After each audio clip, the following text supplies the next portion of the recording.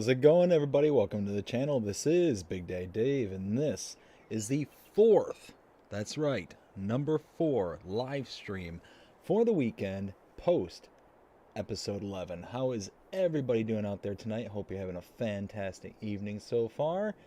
Jody, how's it going, bud? I see you out there harvesting my field right now. Number 1, buddy. Hey, that's awesome. You still on the Rainy Woods, or are you moving on to some other map that you got going? All right, I am just doing some last minute tidying up, and then we'll be good to go. We're gonna wait a few minutes to see who all joins us tonight. Jody says, more live streams the better, buddy. Real good. Awesome. Awesome. Glad to hear it. Glad to hear it. Yeah, it has been a very fortunate weekend for me here. I have gotten 4 live streams in 2 days. That doesn't often work out, but this weekend it has. It's been nice. It's been really nice. Um, Let's see. Just making, like I said, some last Rainy Woods. You are on Rainy Woods. All right, nice. Let's see. Just making sure everything is golden on my end. Stream health is good. Analytics. If you're out there in the chat, go ahead and give yourself a shout out, because unfortunately YouTube does not give me any roll call or anything like that, so I have no idea you're out there unless you say something. So, Jody, I know you're there. If there's anybody else, go ahead and give yourself a shout out. So I minimize that. And I think we're going to wait 1 more minute, and then we're going to pick up right where we left off from the last live stream, where we have bales, bales, bales, but nothing to eat. Oh, yes, we've got to pick up all the bales. We have to make sure that we get everything all tidied up and squared away. I went ahead and collected on the contracts. It's just now bale time. Right now, night's going fantastic. Going fantastic. Oh, by the way, Jody, I let my wife know about what you said earlier about your wife and wishing her a good day. She wished her a good day as well, and she popped her head in just before I started and said to wish everybody, especially Jody and his wife, a very good night. Let's see.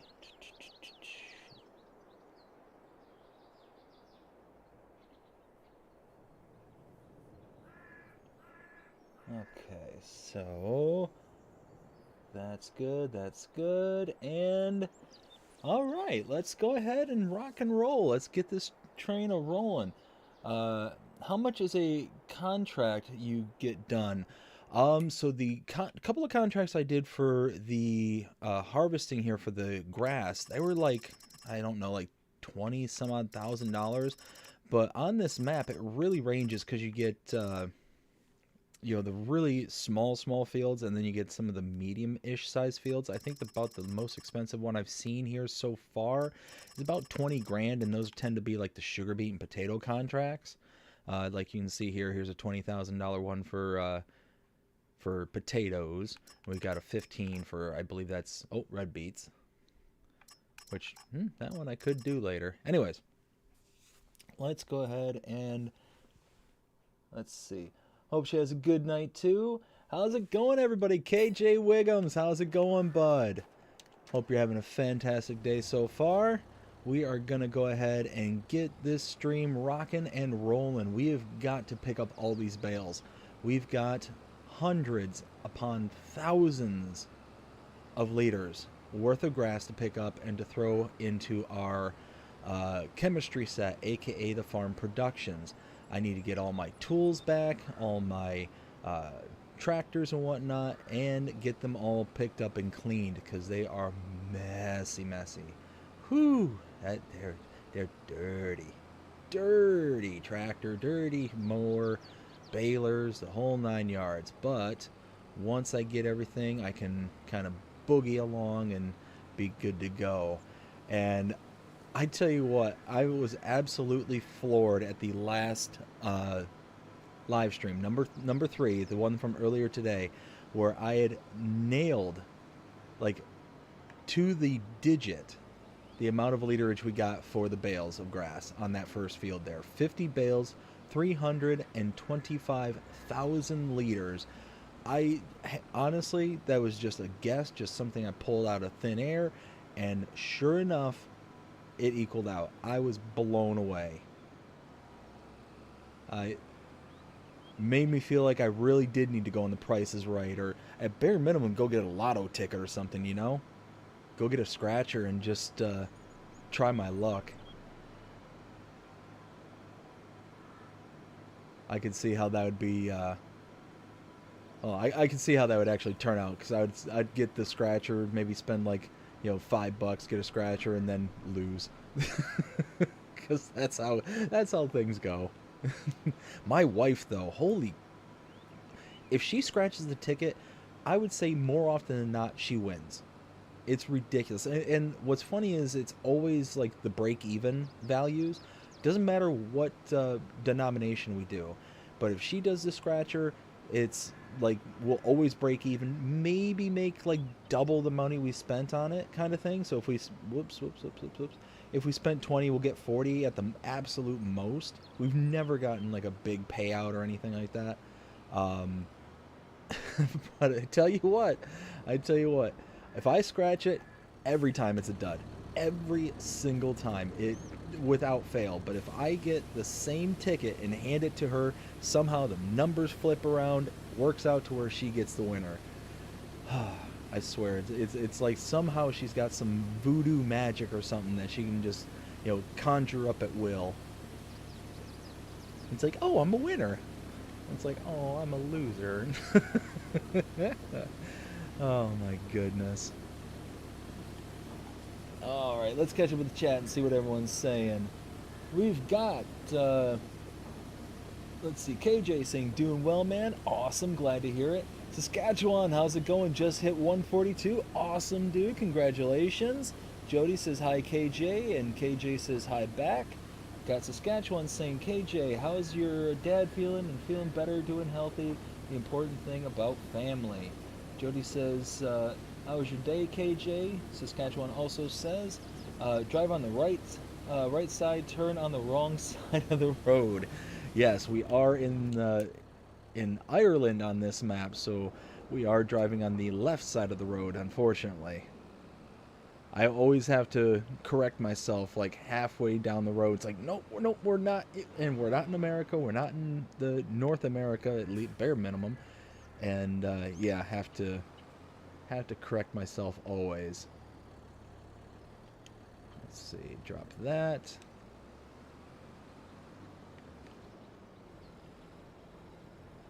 And drop that. Go hook up to the bale trailer real quick, and then I'll read the rest of it and see what everybody else is saying. There we go. So we've got okay, read that.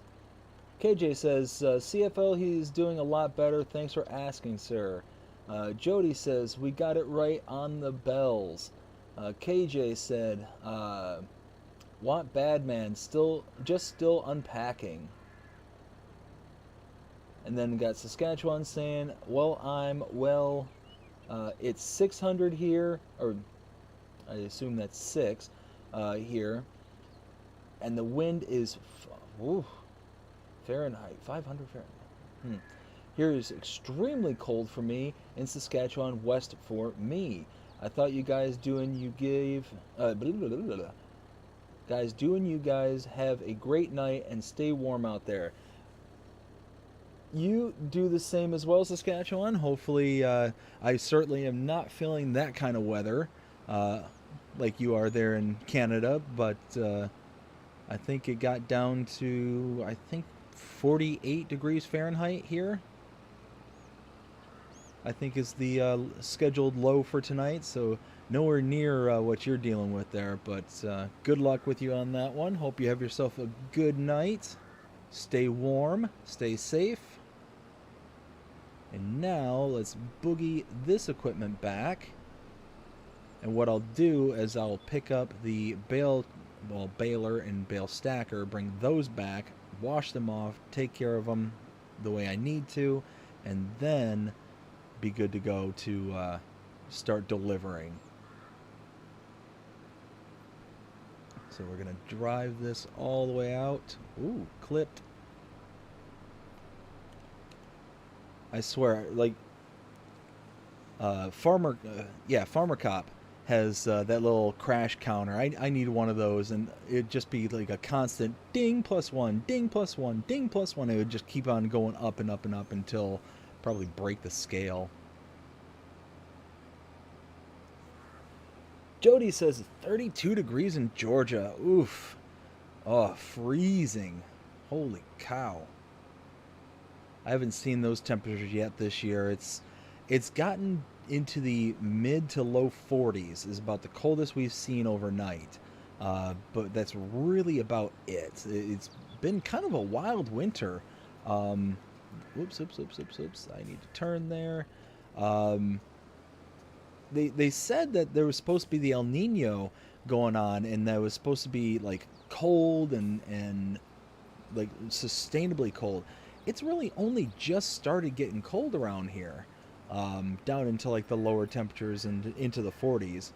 But it just seemed like the heat and the dryness just wasn't going away for the longest time, and then all of a sudden just kind of broke. We started getting a couple of pretty big bands of rain. We got one real heavy rain yesterday morning, and it actually woke me up. It was about 6 o'clock in the morning. It was just started whoosh, just felt like my daughter's noise machine just got cranked up to 11.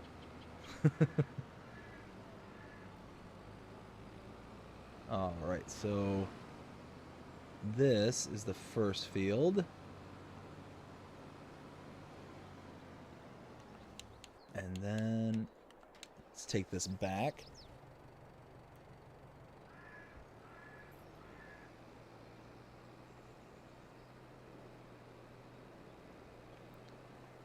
Okay, so like I said, we're going to drive this back, and then we're just going to clean it up, and then we're going to be able to transport all the subsequent bales.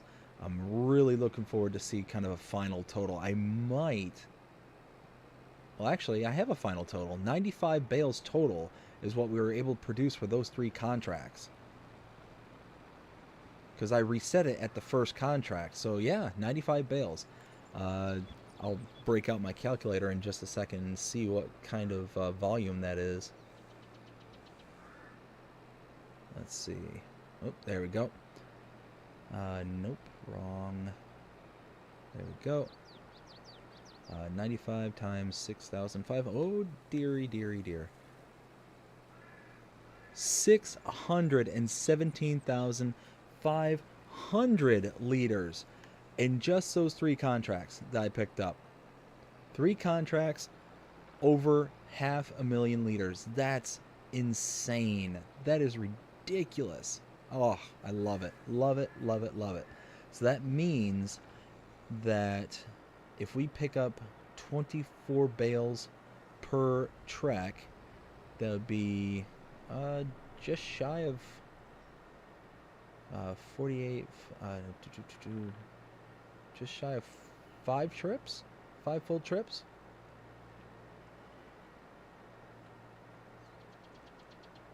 Yeah, that sounds about right. Alright, so we're almost there. We're almost going to get to the farm, and then we're going to get to work. We have been working hard. As you can see up in the upper right-hand corner, we are over $1 million in the bank between the methane, between the silage additive. All that stuff has just been working out so good in our favor, and we have just been rocking and rolling. Oh, I love it, love it, love it, love it.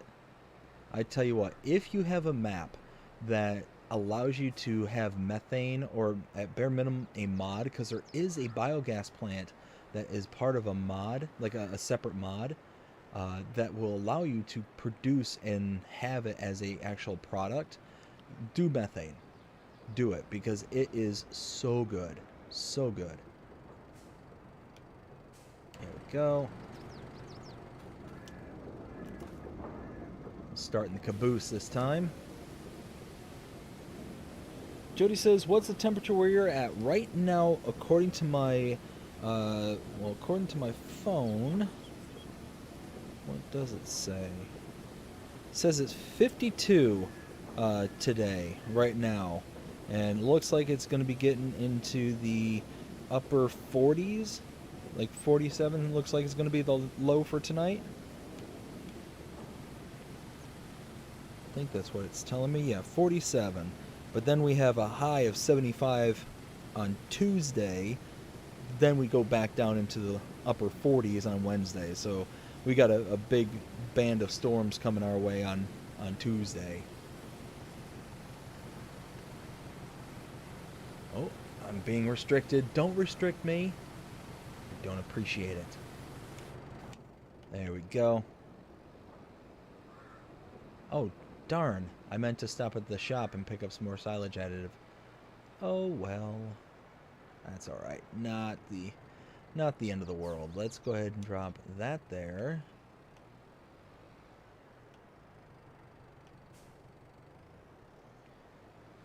Ooh, ooh, ooh, ooh. Got a little overzealous on that turn. Let's... Come on. This tractor is just not made for this baler. It's well beyond its limits. But it's doing it. I mean... Hey, Dalton, how's it going? Hope you're having a fantastic evening.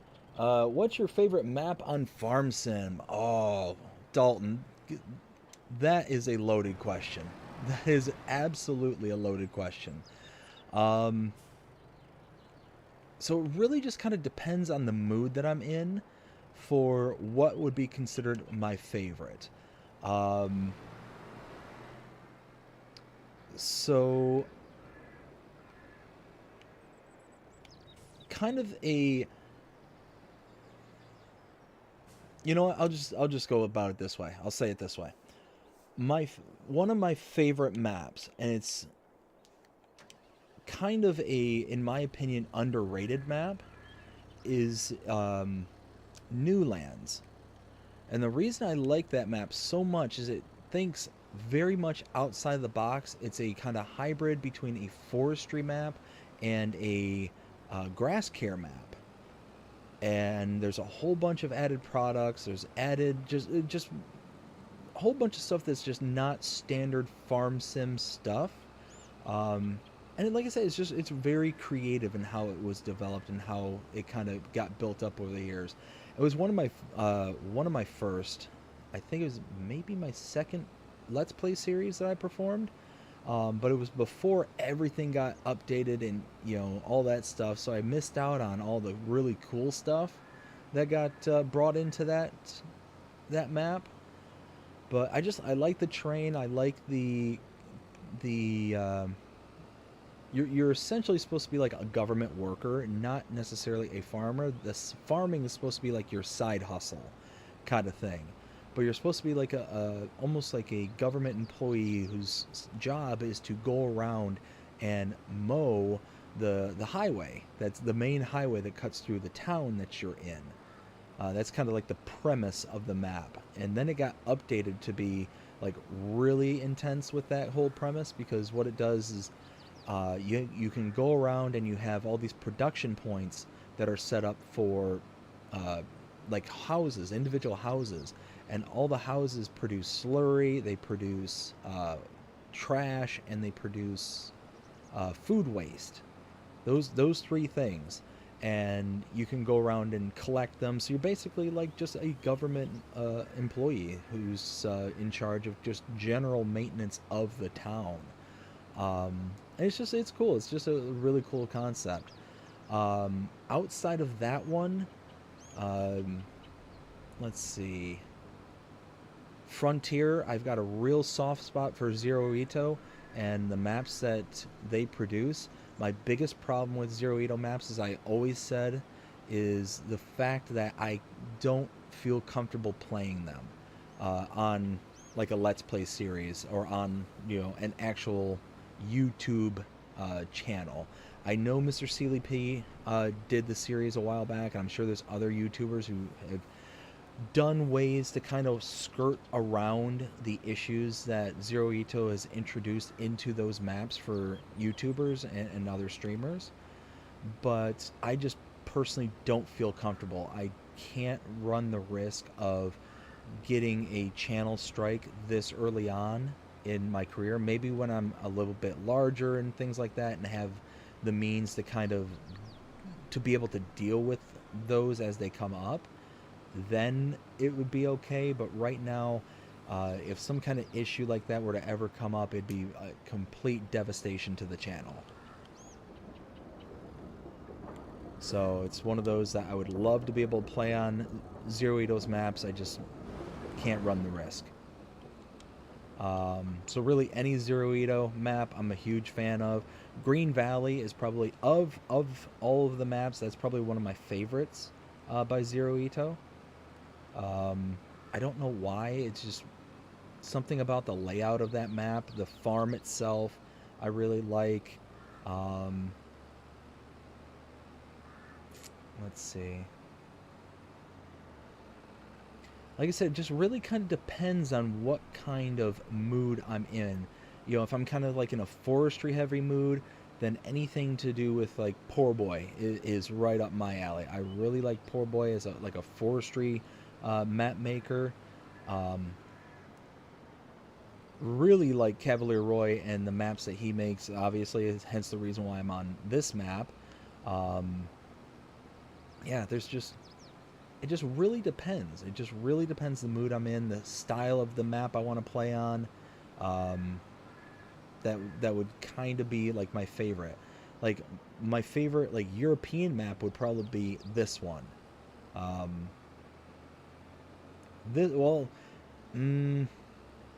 No, I take that back. Probably Bally Springs would be my favorite European map. So I know I'm kind of skirting around and running around the answer very heavily, but there's just so many good maps out there that it's insanely hard to just say, this is my favorite. Because each one of them offers just something different, just a little something that just can, oh dear, don't run into me, that can just give you that little step above something else. But it's, like I said, Bally Springs is also a very solid one, and that has rocketed up there towards my top and favorite map, because of all the stuff that it brought to us. Like I would very easily say that, now that I'm kind of rethinking it, that would probably be my favorite map, Bally Springs, because of all the cool stuff that it's brought to us. But that's, like I said, it's an ever-changing list, and it all just kind of depends on what, you know, what kind of lens you're kind of looking through at that time. I know it's a really kind of mealy-mouthed answer, and I apologize for that, but yeah, it's a tough one. That is a tough question, a tough question to answer. Let's see. Let me catch up here real quick. Jody says, never use the biogas plant that much. Oh, Jody, I tell you what, bud, check it out, because it's one of those,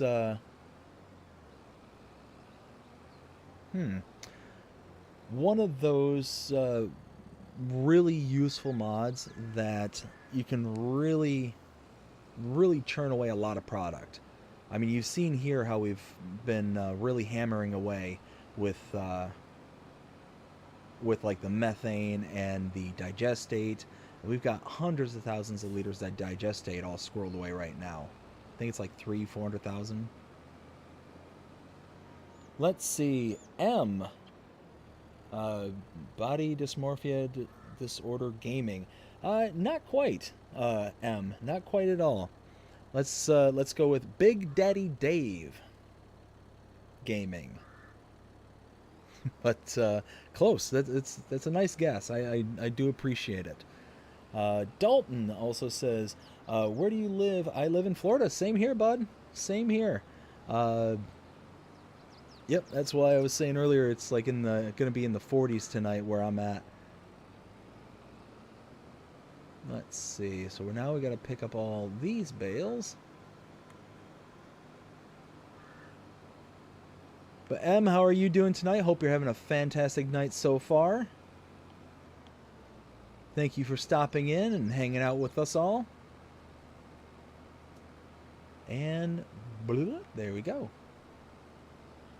Now, how... If I remember right, I can go this way. I'm doing this all by, like, remembering from earlier this afternoon. Let's see, and I think... Yeah, I follow this out to the left.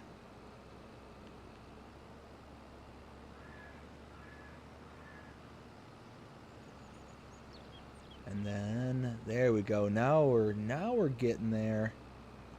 And then the last field, oh, we can start seeing the bales pop up in the field in the distance. Ho ho, yes.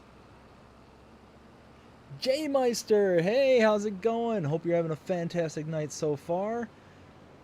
Ooh, we got everybody stopping in on us tonight. I love it. Absolutely love it.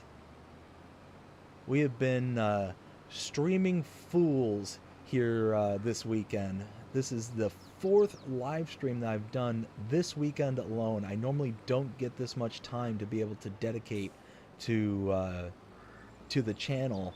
So this is a very huge exception. I'm actually very happy that I was able to kind of work this all out. And now I get to go and pick up my hundreds of thousands of liters of grass here to churn through and make into hay and silage and methane. Well, we got one stack of bales here that we can pick up, and then we got to go and... There we go. That's crazy. Yeah, it has been a crazy weekend. Like I said, normally I don't get this much time to be able to dedicate to the channel, and this is the first time where I've been able to actually like just sit down and really kind of knuckle up and, you know, dedicate this much time. You figure the 4 streams by themselves is probably, I don't know, maybe 12-ish hours, 13 hours maybe. I'm just kind of guessing. I'd have to go into my back end and just see if see what they tell me.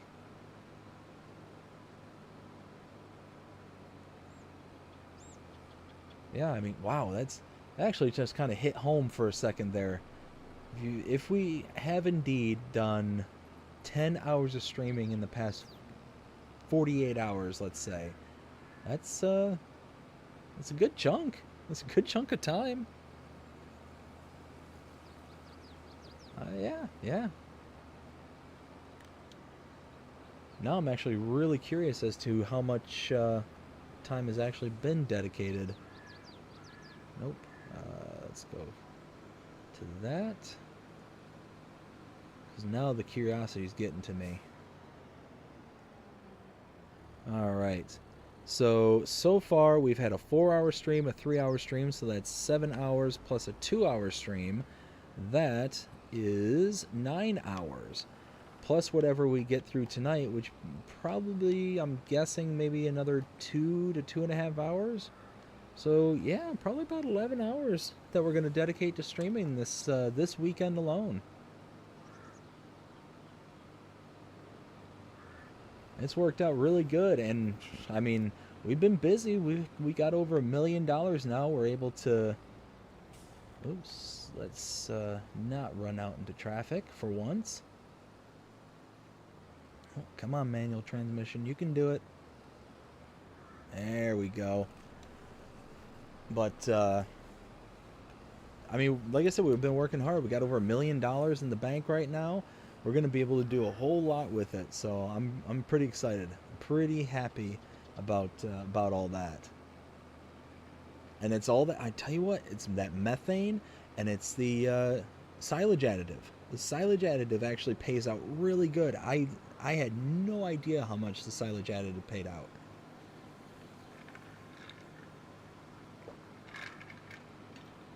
Here we go. Go ahead and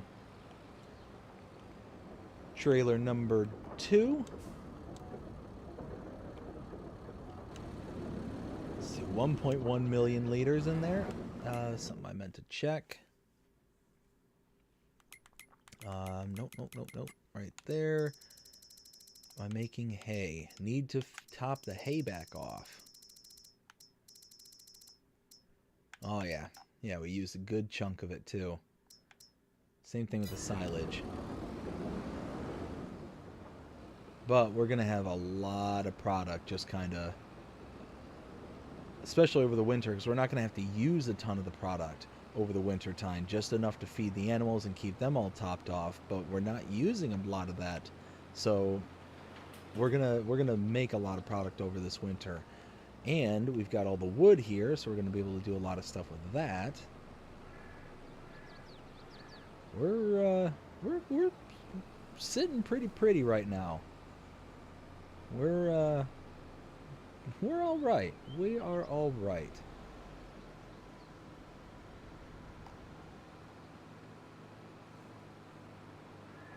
Let's see. Let's go and pick up the next load. Think I'll have at least 2 more trailerfuls. No, maybe a little bit more. 24, 48.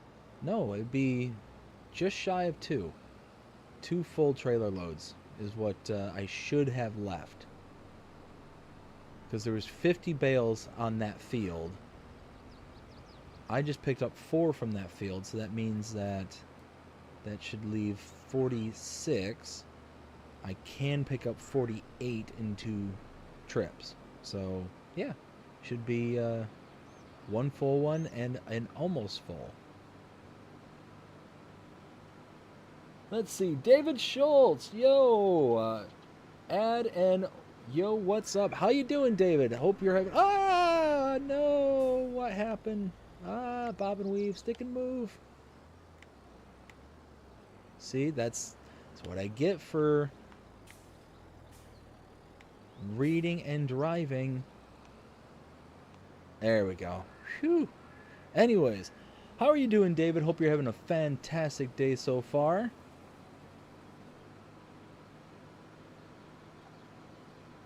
Now that my reading the messages has almost caused me to completely wreck out and have to reset. Oh my goodness. When am I going to learn? I mean, a lot of you are pretty regulars here to the channel, and you know just how often I will sit there and try and read and drive at the same time. When am I going to learn? Like, seriously. Just wait until I stop. It's like, come on, Dave. What are you thinking? Ay. All right. Let's pick us up some bales. We got, like I said, at least 1 full and 1 partial. So let's do it. Hey. Boop. Give it a little tap. A little taparoo. That's a movie I haven't seen in forever. Good old Happy Gilmore.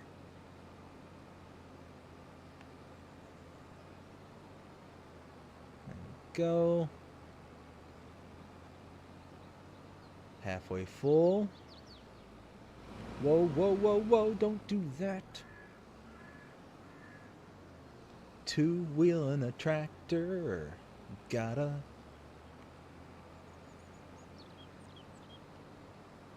Go, Speed Racer. Go Speed Racer, go Speed Racer, go. Here we go. Full trailer. Oof. Okay, well,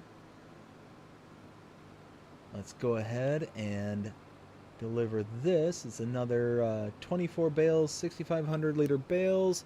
So that means each trailer that we're taking to... Oops.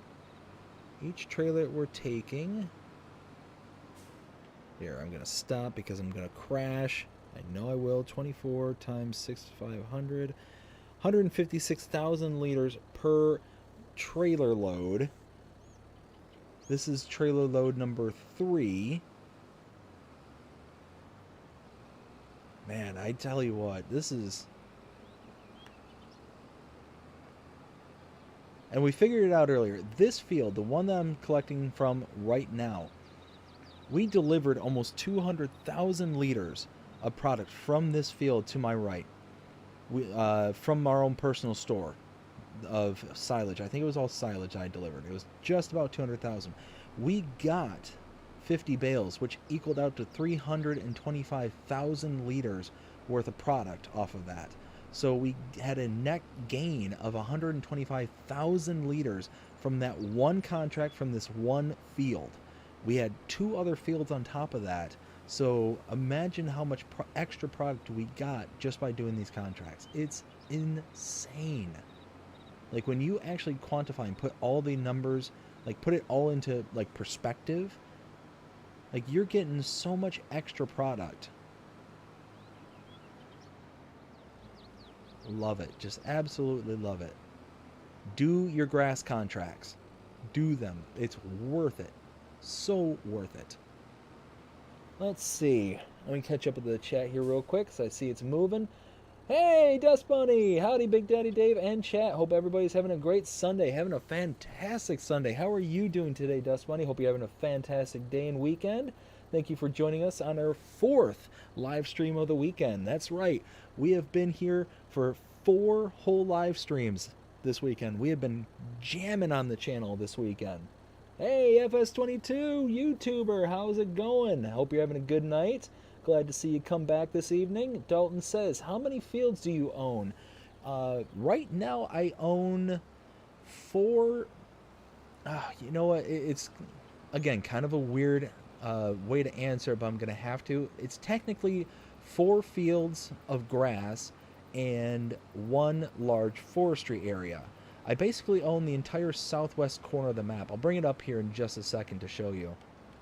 But the reason I say that kind of weird answer, say that answer in a weird way and not say it definitively, is technically 3 out of my 4 fields that I own that are grass, 3 of them are the animal pens that I can mow. And because the way that the animal system works and how the pens and pastures kind of overwrite the fields themselves, I basically bought the 4th field as kind of a pilot field to let me know when it's appropriate to be able to mow. So what's happening is that because these are animal pastures, the cow, the sheep, and the horse pasture in the back over there, when I save the game and come back in, the fields regrow as if I didn't mow them, didn't do anything with them. So it's one of those, uh-oh, it just dawned on me. I have to fertilize and lime these or I'm going to mess up my score, my environmental score. Anyway, sorry, that just dawned on me. I have to do that. I can't forget. But the field across the street there, that one is a actual field, no animals associated to it. So that's going to grow on the normal cycle that we expect to see. So if I take a look at the map, I'll show you exactly what I'm talking about. So I basically own this whole corner of the map with the exception of this area here, which these are 2, I think, 1 production point, a house that you can't do anything with, and I think another house across the street. And then I've got this massive forestry area. I will be right back. I have to go ahead and wish the missus good night. Be right back.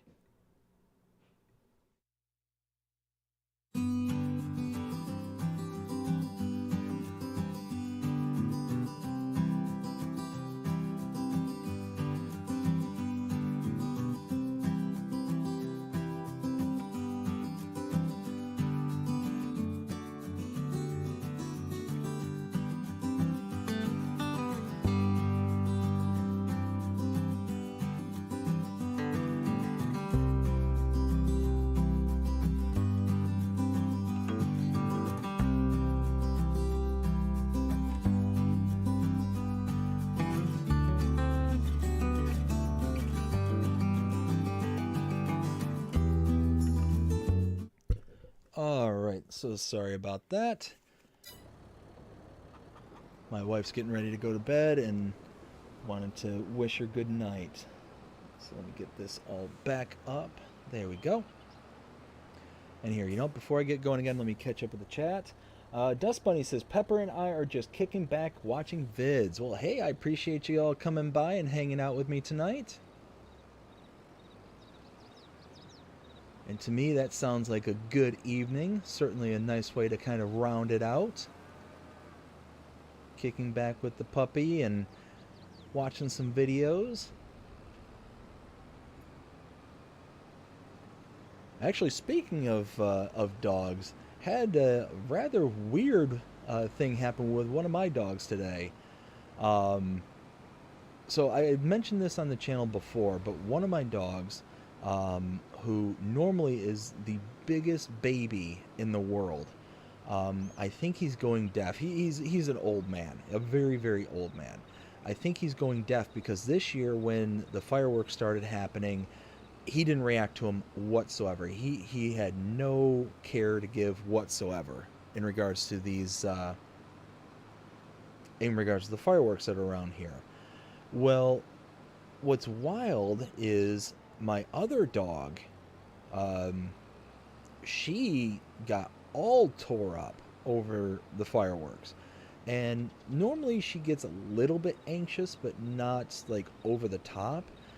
This year, something happened where she just booked it underneath my desk and would just sit there, hide and cower and do her thing under there. And I would just, take a blanket, throw it on top of her, and she'd eventually settle down. She just wanted kind of that little feeling of security and being underneath something.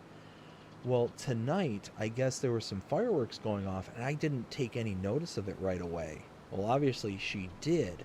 So normally she goes and hides under my desk. Well, tonight she ended up getting into our laundry room, which is right next to my office. And she ended up jumping over the baby cake because the way we have our house set up is that my wife has a section of the house. It's the main part of the living room where she has her desk and stuff set up for her job. And then my desk is out in the kind of the Florida sunroom. They call them, yeah, it's technically a sunroom. It's not technically a lanai.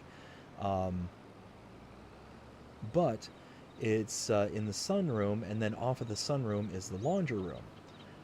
Well, she had jumped the baby gate that I had set up out there because there's some times where, I'll be working, I have to watch my daughter. So I have a really large baby gate to prevent her from getting in the laundry room, into areas where she's not supposed to be. And the rest of the room can be closed off because it has a sliding glass door in the other section of the house. Well, I went to go out into the laundry room to go grab something, and all of a sudden I look down and there's dog mess in the laundry room. And I'm just sitting there scratching my head. I'm like, what's going on? And then I hear my dog, and she is just panting up a storm. And I'm like, huh. I look down underneath the desk, and she's not there. I'm like, what happened here? I'm really confused. I'm just sitting there scratching my head. And then I start paying more attention because I hear her, I just don't see her. So I'm trying to zone in as to where the noise is coming, where the panting's coming from. And then it dawns on me, I'm hearing it inside the laundry room. And again, I'm seeing dog mess on the floor. I'm like, why is that there? What is going on? She had jumped and she's not a small dog, she's a big dog, and somehow she jumped over this extremely large baby gate. Now, to give you a point of reference, I'm 6'2", and I have difficulties being able to, stretch over the baby gate. My wife, she's 5'11", and it's easier for her. Like, she can make it over just barely. It's easier for her now that she's pregnant just to uncouple it from the wall and, knock it down kind of thing, rather than trying to, teeter her way over it kind of thing.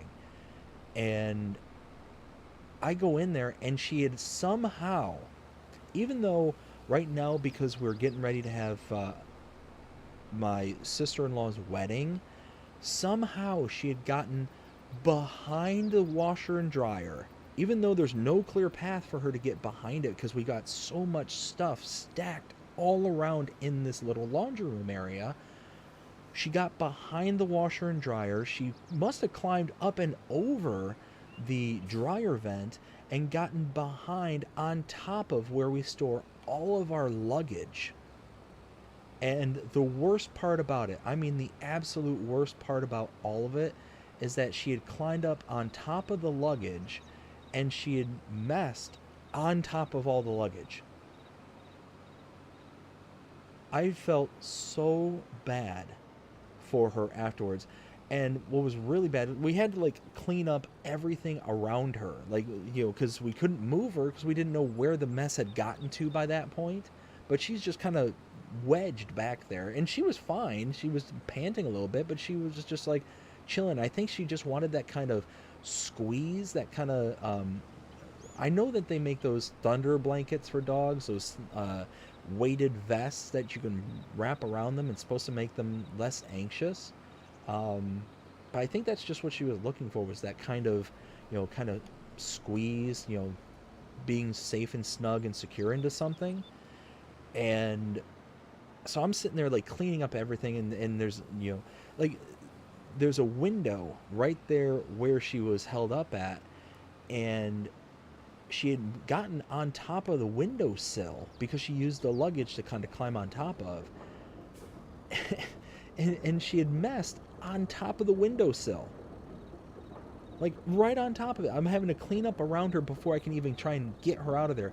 And she is so wedged in there, so incredibly wedged in there, that I have to like start by moving all the, soaked and messed on luggage to be able to get her out.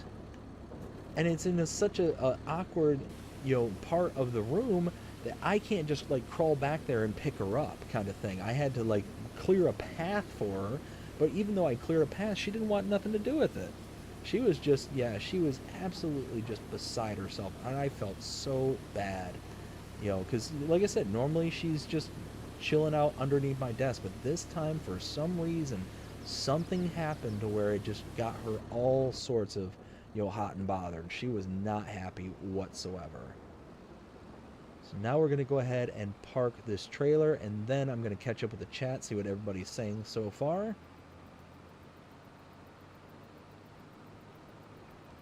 But yeah, I felt so bad for her. And right now she's fine. She's curled up on the couch beside me, because the couch that I sit on is actually like one of those, oh no, don't do that. There we go. It's one of those like entertainment center couches. It's got like the two lazy boy kind of recliners, with a kind of armrest thing as a divider. And she's in the second chair in the seat beside me, and she's just kind of curled up and passed out. So she had a rough night.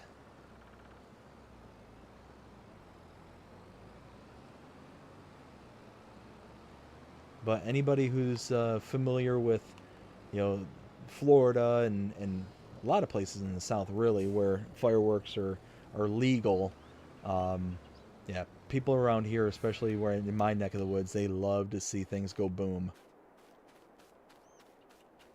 Let's see, so that's good. Let me catch up with the chat and see what everyone's saying so far.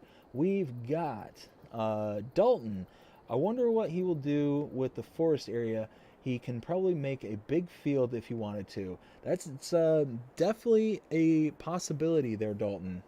But he's gonna need equipment. Yes, 100%. There's a bunch of stuff that I'm gonna need. What is up, BDD? How's it going, David? Hope you're having a fantastic day so far. I know I said what's up earlier. Hope you're having a great night so far.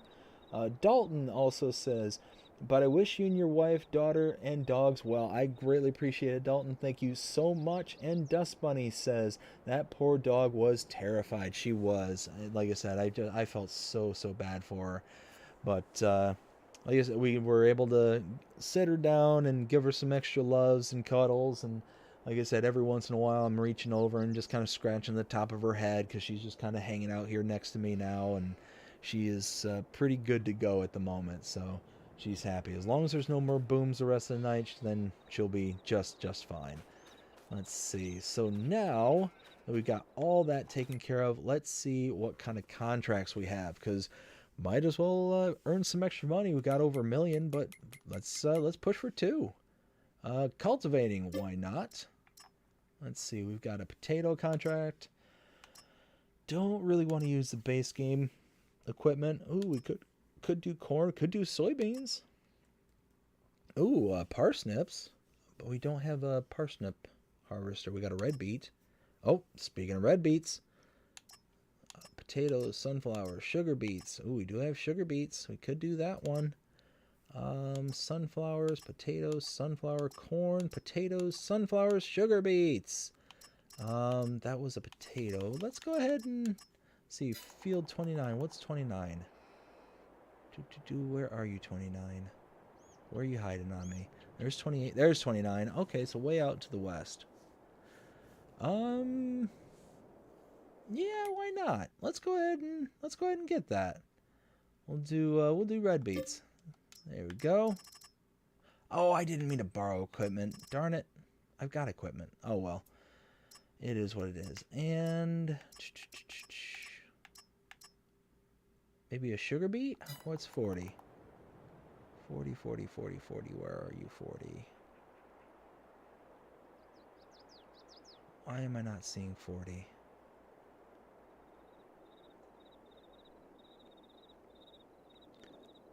Where are you? See 40? There's 40. There it is. It's up towards the north. Yeah. Was there any more red beets? Just so we can kind of keep the same product. It'd be a lot easier if we could.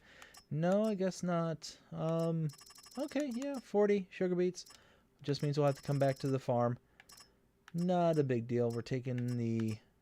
Oh, red beets to distill everything. We're taking this. All right, let's go get the cultivator. Let's get that one going first, because that'll be something we can just set up and go. Let's see. Which one was the cultivator? Was that 9? That was 9.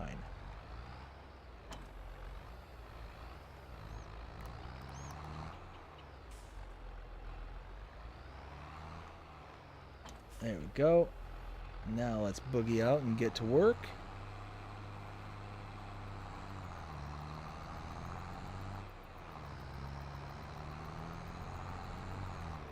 Oh, Dust Bunny, I meant to ask, how's your sister Hillbilly Farmer doing here lately? Haven't seen her on the channel here. Hope she's been doing good here lately. Something that just dawned on me.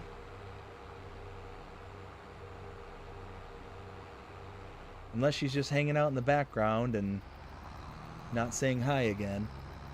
There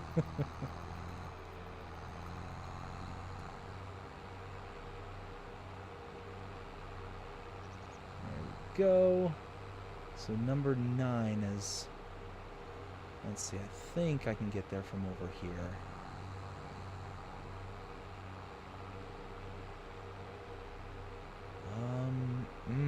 Maybe?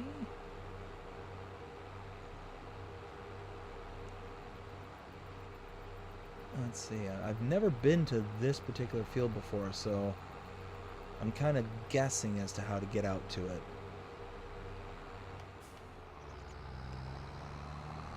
Oh, see, there we go. There we go. I'm lurking as I'm trying to make pasta salad for dinner. Ooh, that sounds pretty good. I haven't had that in ages.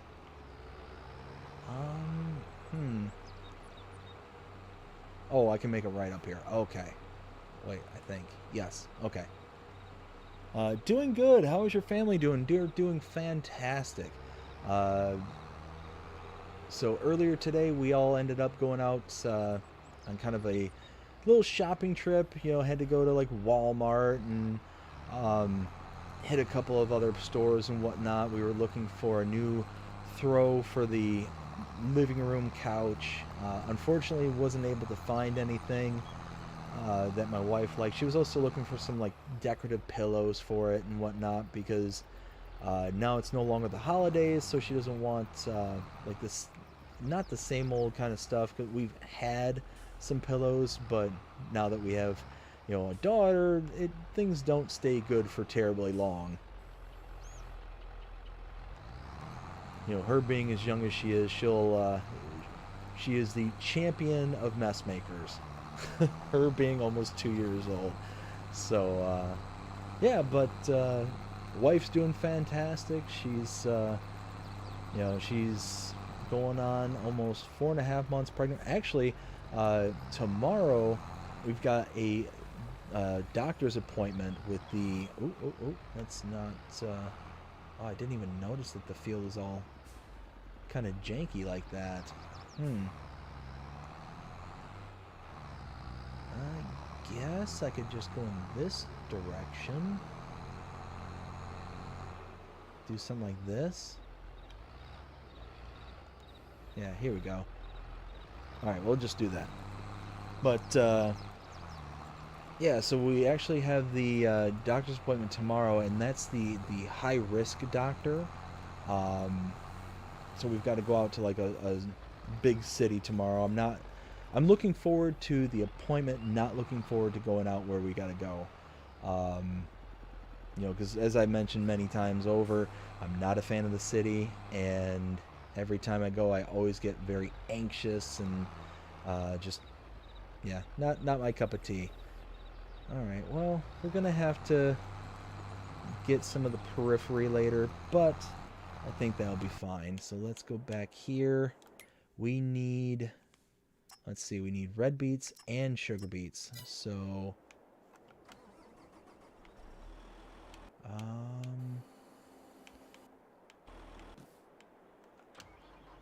and we're gonna go about this a little bit cheaty, but I think we'll be okay with that. Let's go drop that off.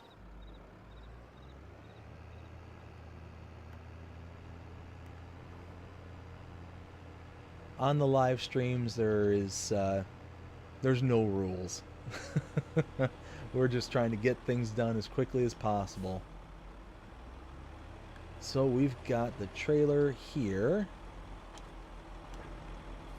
and then tucked around back here. Oops. Hey, stop it. Stop. Hey, Why?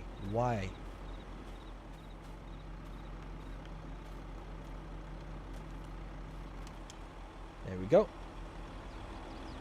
Now, if we take this, like so,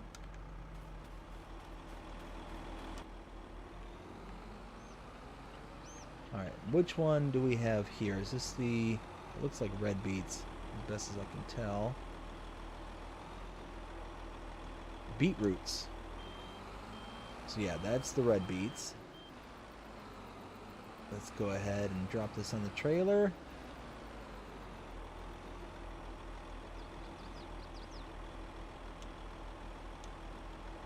Oops. Stop it.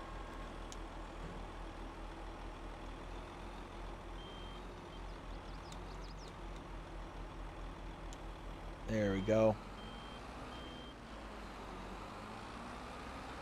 So let's get the header down there first. Actually, let's turn that off. Okay, catch up with the chat real quick. Hillbilly Farmer says, tell me about it. I have triplet boys. They are now 42 years old. Whoo, man. Yeah, so I'm sure you've seen a mess or two in your day. Holy smokes. Feel bad for the poor dog. Yeah, she's... like I said, though, she's doing a lot better. She's just kind of chilling out now, and like I said, she's getting a lot of extra loves and pets. I always feel bad for them because, this time of year is just, it always gets nuts. New Year's Day and, like, the subsequent weekends after, like probably for the next 2 to 3 weekends is gonna be, full of booms and pops and all that stuff, and it stinks. And the same thing with like the 4th of July.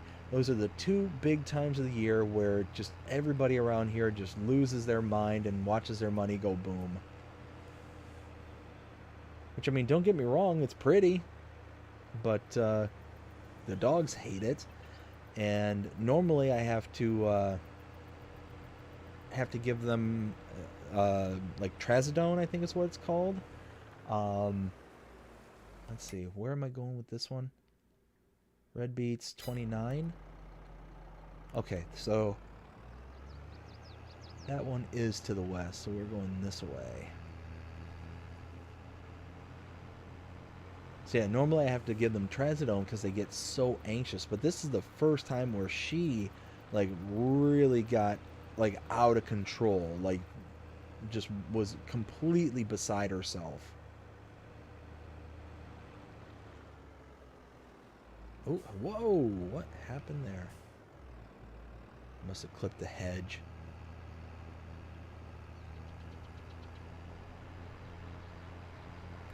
So I've definitely never been out to this field before. This is a new one by me. I see a whole new part of the map I've never come out to see before.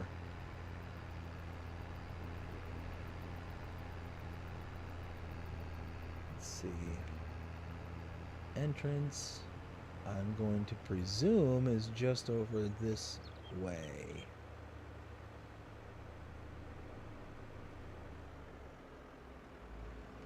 Or I'm wrong.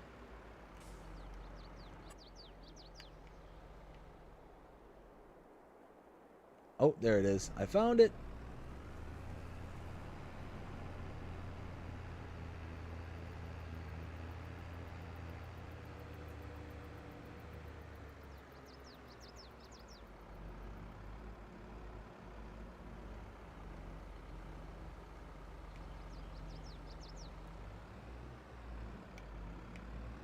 Oops, oops, oops, oops, oops.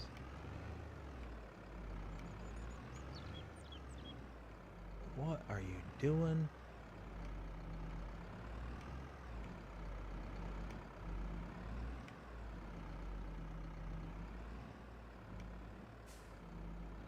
Oh my goodness, I am just an absolute failure. There we go.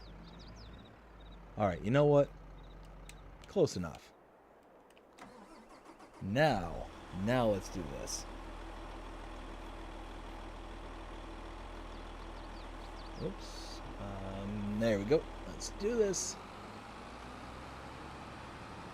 Let's get this big old honking piece of equipment out there.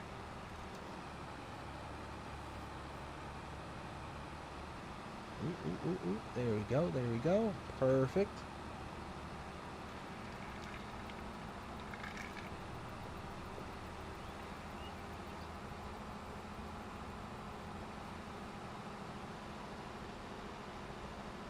All right, so yeah, like I was saying earlier, tomorrow's appointment, that's a big one, because that, if I understand it correctly, um, is when they're going to be doing like the ultrasound images of the baby's heart, um, and it's a really wild. Like we did that with our first daughter, um, because we're older and whatnot.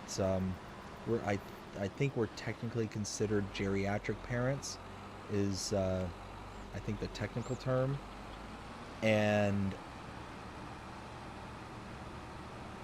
they ended up with our first daughter. We ended up having to do the high risk doctor as well, and they did this test where it basically shows all the various chambers of the baby's heart, to make sure that there's no like deformities or anything like that going on. And it was just the wildest thing, because you could actually see like the various like pathways that were a part of the heart, and all the like networks and chambers therein.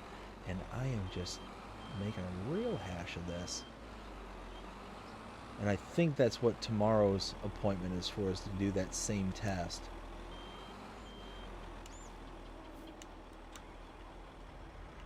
Oh, can I? Yes, I can. Okay, cool. Haha. And see, that is how it can be done. Oh. Okay, they're just making a wide turn. That's fine. That's fine. Unfold. Open.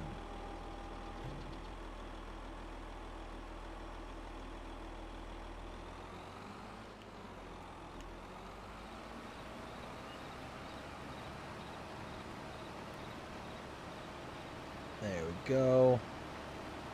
And now we're picking up some red beets. And with our global transport pallet, we've got 200,000 liters of room, so we don't have to necessarily do a whole bunch of changing and fidgeting around. We can just get it done.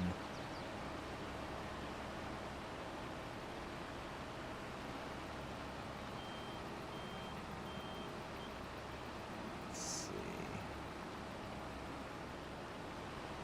Oh, yeah, I got it. Cool. Get a little twitchy. Don't know why. Oh, and I saw a message pop up from Dalton and it looks like it was retracted, so.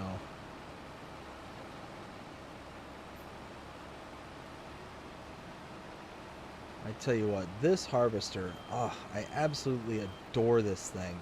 60,000 liters of capacity, that's the one that I chose, but it's got options for you to increase the capacity to unbelievably high levels. That global, in combination, this thing here with that global transport pallet, it's awesome. 12 miles an hour working speed, a really nice wide working width. It's awesome, absolutely awesome. Well, I wish the baby is okay. Oh yeah, it's so it's just a standard test that you do when you're considered a high risk pregnancy, which, you know, because of our age, um, is where we're at. And as far as we're aware, our OB up until this point has said nothing but great things in regards to the baby and whatnot. So there should be, knock on wood, um, nothing outside the realm of ordinary going on. We should be, just fine. But I mean, of course, you never know. It's one of those, we can only hope and pray for the best, and we're, gonna be at the edge of our seats for sure. It's one of those. Anytime you get these kind of tests and whatnot coming up, you gotta, you always go into them with a bit of hesitation, trepidation, and you don't really want to, potentially hear the bad news. Perfect example. When my daughter was born, I didn't know this at the time, because I was obviously a brand new parent. But they, at least the hospital I was at, they tested the baby's hearing, and they put these little adhesive stickers on her head and whatnot, and they were sitting there and just kind of, passing through impulses and whatnot. It was all like through electrical waves and stuff. And when we were doing that test, they were like, okay, well, this is a test for her hearing. Make sure she's, can hear and that she's not deaf or anything like that.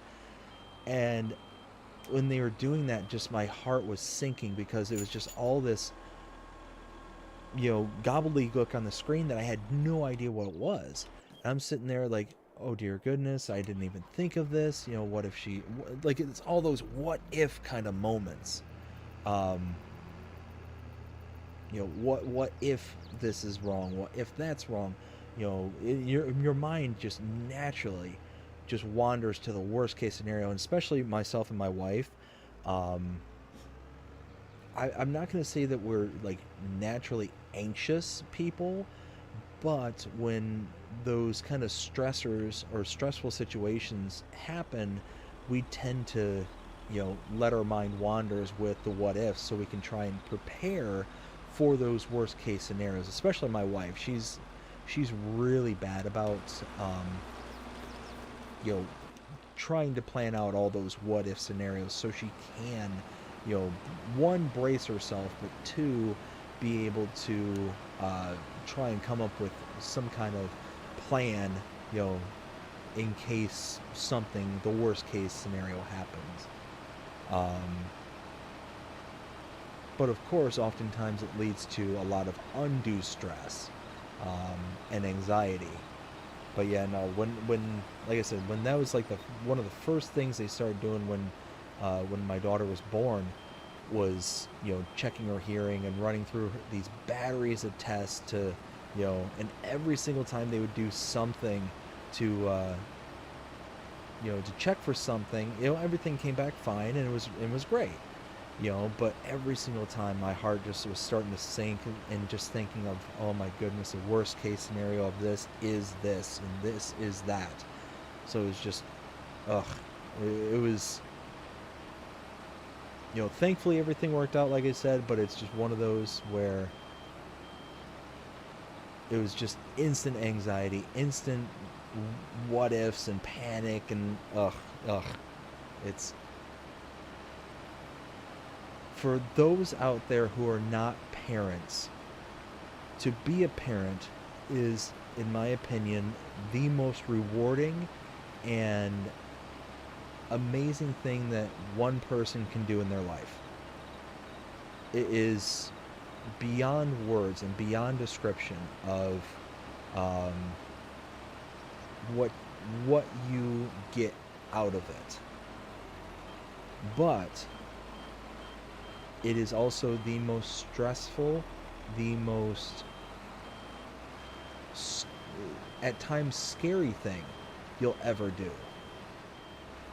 But all the joy, all the happiness, all of that, it far outweighs it. All the good that comes with being a parent is far outweighs all the negativity that can come with it as well.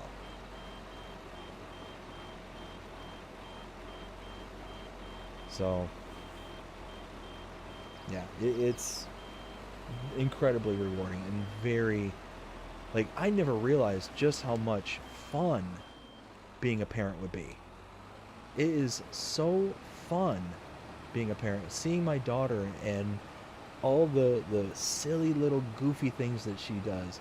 Like here lately, perfect example. Here lately, she's been taken to going to the grocery stores or just the store in general. And we'll be just kind of walking around the store and somebody will walk by, and if they, even look in her general direction, hi, hi, she just starts, throwing up highs. And she is visibly angry if they don't acknowledge her. It is the funniest thing because she'll just say hi, hi, and the highs will get louder and louder and louder until finally she just kind of gives up. And then she's just sitting there staring at them. Like, how dare you not acknowledge the cuteness? How dare you? And it is just absolutely hilarious to see. I crack up every single time. And then we'll be walking around the stores and she'll just be like, just, I don't want to say shouting, but she'll just be making like this noise because she can hear her echo, because we'll go into like the grocery store, and if she makes a loud enough noise, then it just echoes throughout the store. And whenever there's times wherever my wife and I separate and we go, do something, we always know where each other's at in the store. Even a store as big as Walmart, we'll know exactly where the other one is, whoever's got the kid with them, because she'll be making this noise and we'll just be able to follow that. Like normally we'll sit there and tell each other, my wife and I, it's like, all right, you got your phone on, is it off of mute, kind of thing. And because we very often I'll turn my phone on mute because I'll be doing live streams. Like right now I have my phone on mute just to make sure that if somebody calls, it's not going to disturb the stream. and whatnot, or if I'm recording at night. My wife will do the same thing. If she's working, then she'll turn off her ringer so it doesn't disturb her while she's working. And we used to look at each other and be like, "All right, do you have your phone on you? Is it off of silent mode and all that stuff?" And like, yes, okay, good. We can separate and do our thing. Well, now we don't have to do that anymore because we just use our daughter as the homing device. Oh, it's funny. It is good stuff. Dalton also says, "Well, that's good. That there's good news." Yes, 100% good news. Like I said, it's all like standard tests that they do when you're in the category that we're in now. And like I said, it's our age that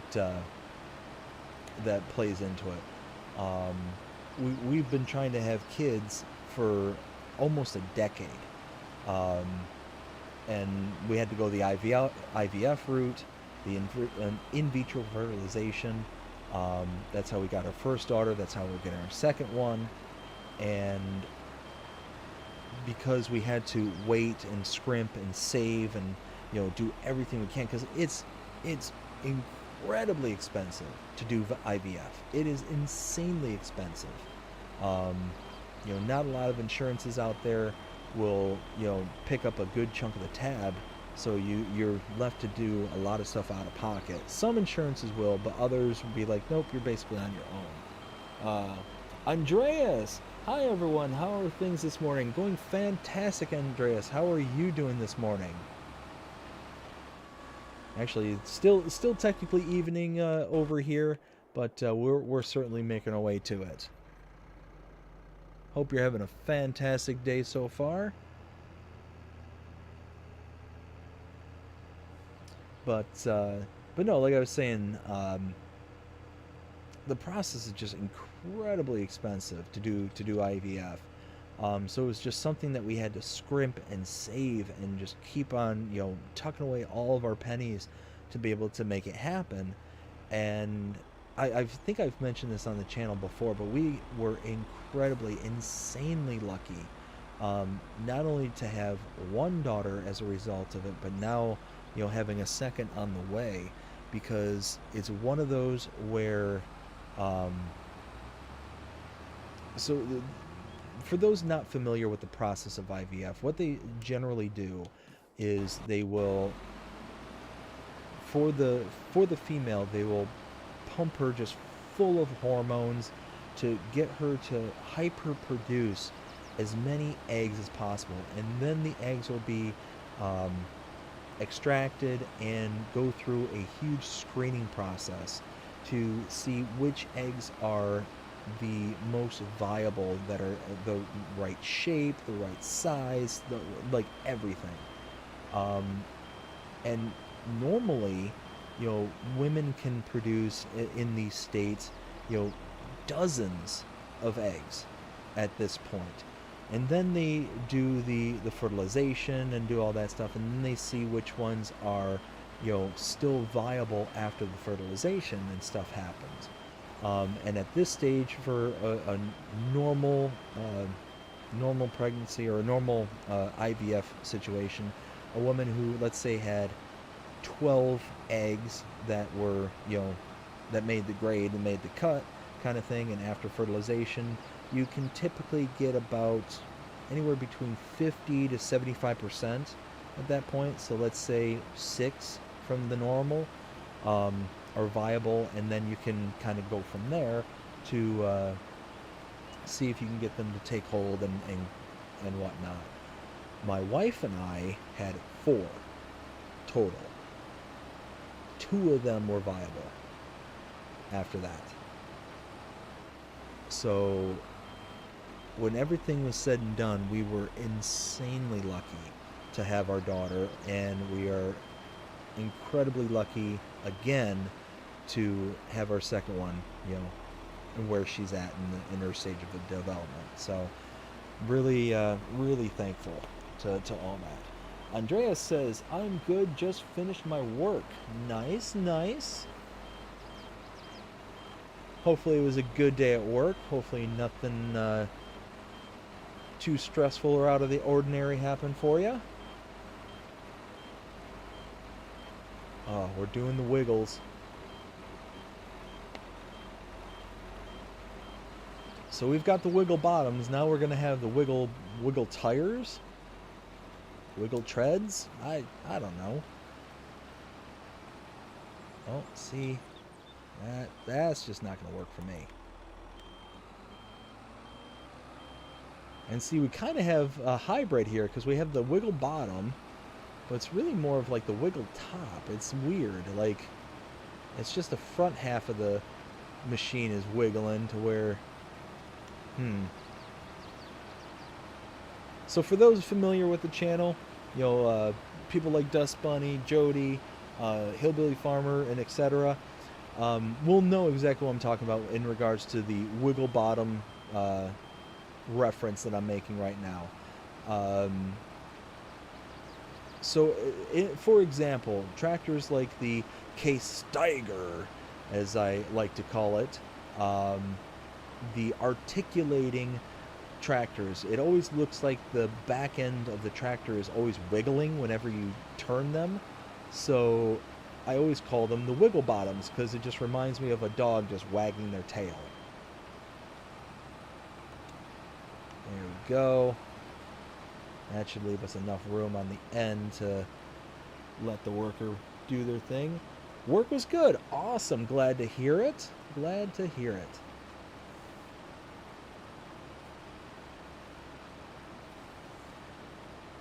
But yeah, so we're getting ready to go for that the high risk doctor tomorrow, just to make sure that everything's, you know, golden on that end.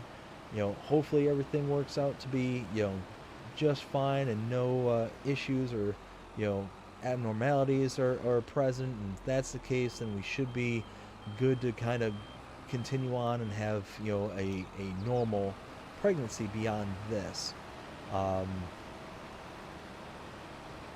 So here's hoping. You know, we're nervous. We're excited because we get to, you know, this higher resolution image that you get with this particular test. I know eventually we did it with my first daughter. I'm sure my wife and I are going to do it with our second daughter. But we did the they call it the 4-dimensional ultrasounds. Those are just absolutely mind-boggling how those work.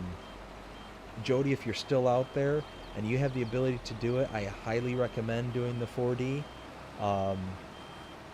It is just an absolute marvel. You literally get to see all the facial features of your child while they're inside the womb. It is just incredible.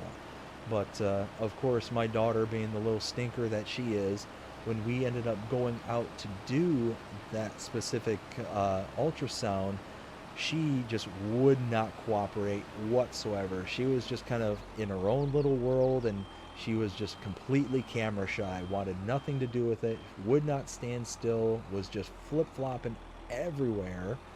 And she...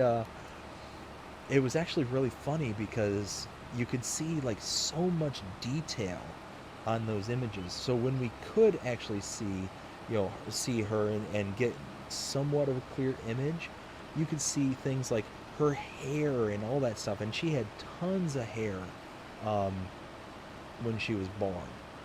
So it was just, like I said, I highly recommend it. If you can do it, absolutely you should do it, because it is just an absolute trip at that point.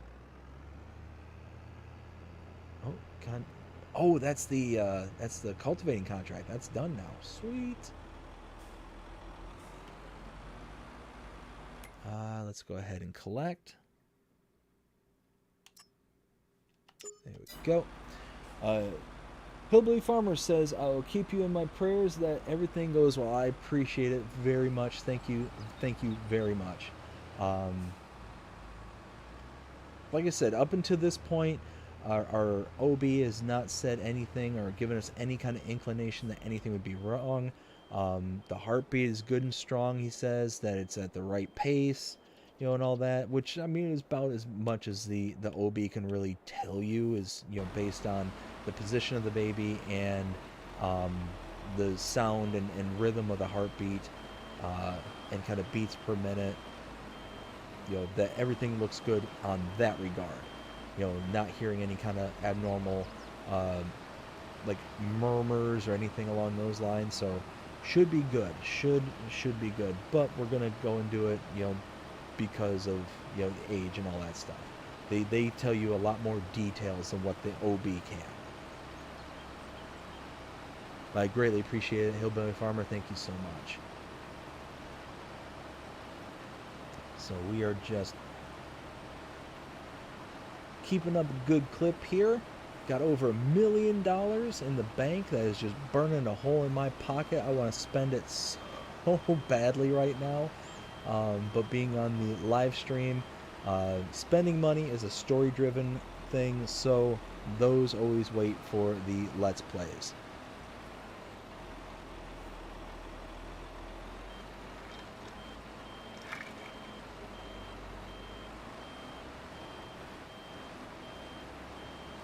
Oh, and something just occurred to me. Dalton, I think it was you at the end of the last stream that asked. I think it was you. Correct me if I'm wrong.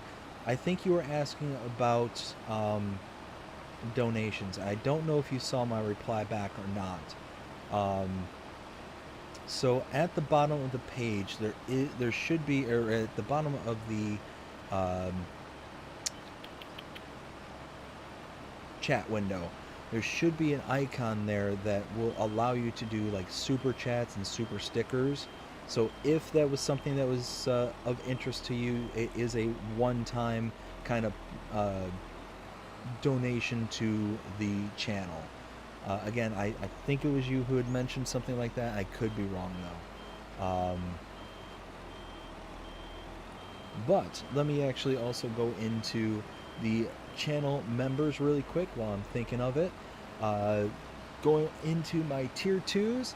Mark K, thank you so much for being a Tier 2 channel member. I greatly appreciate you. You are the only Tier 2 that we have at the moment. And again, greatly appreciate it.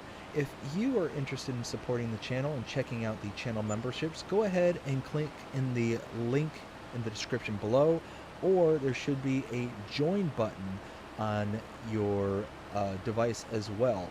And either one of those will take you to the membership page. For 99 cents a month, you get access to things like custom badges, custom emojis, and early access to edited content such as the Let's Plays and channel shorts. For $4.99 a month, that is their Tier 2 memberships, you get exactly what you just heard here, the shout out every single live stream that we do here on the channel.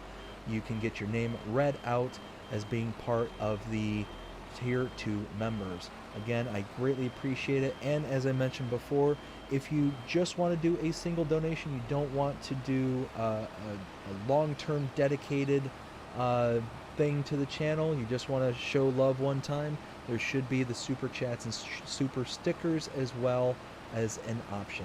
So again, thank you all so much for your love and support of the channel. I greatly appreciate every single one of you out there. It goes a long way, and if you do any of those things, it goes to help support and ensure the viability and long-term growth of the channel.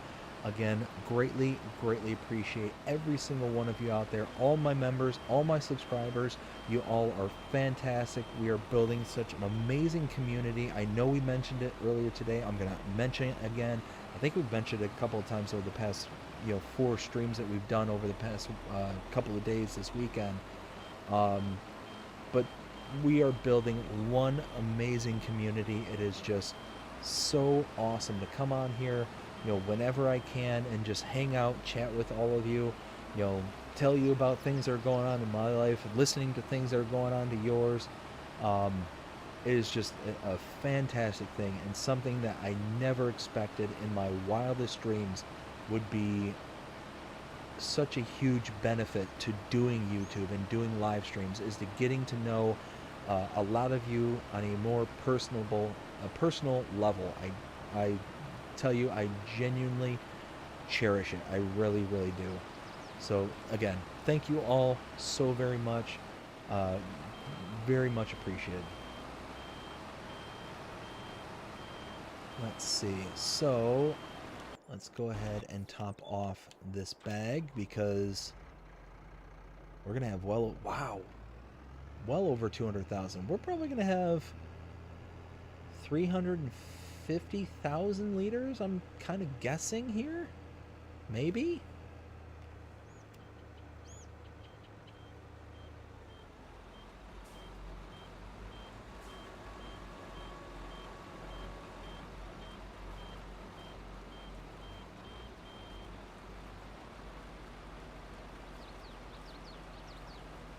There we go. I love the big trigger that this global transport pallet has. You can literally just go from one side or the other. It's such a massive trigger that you can just load into it from wherever, from downrange kind of thing. Ugh, love it, love it, love it, love it.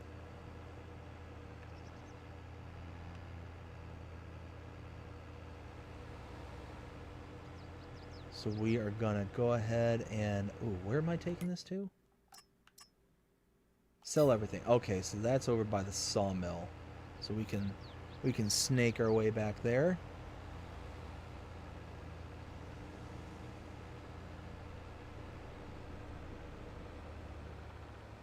Let's see if I remember.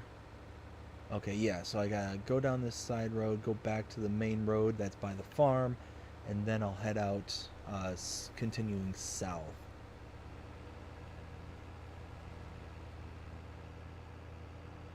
The road network, I've mentioned this several times before, but I'm going to say it again.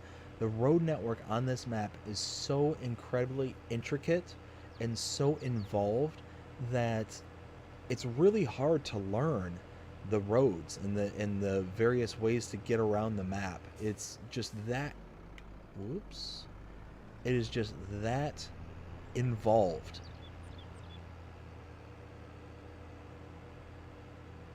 And it's made, I don't want to say worse, like it's made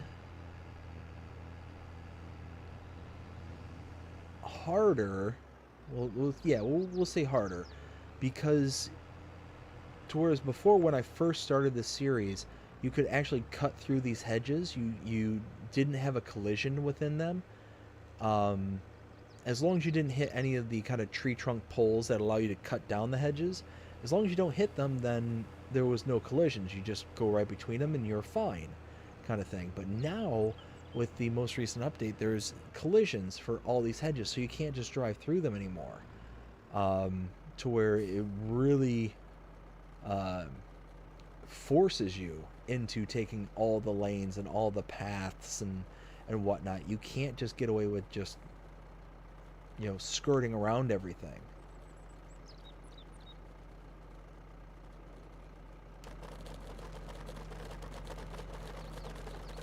Let's see. So that's just gonna do its thing there. I'm curious as to how much.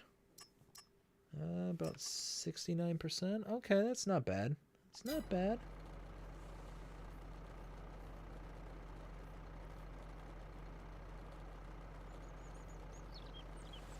Yeah, not bad at all, because, let's see, 70% for the contract. Here, you know what? I'm curious. What does that leave us right now? Oh, wow, 25%? We've delivered almost 100,000 liters, and that's only a quarter of the contract? Wow. Wow.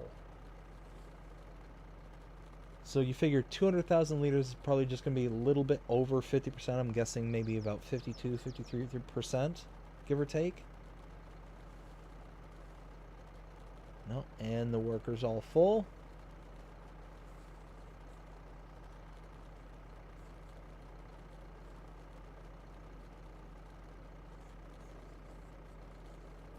Let's see.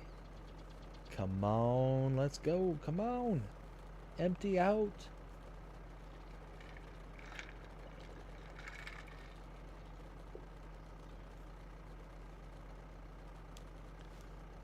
Oh, you know what? Let me ask you all this.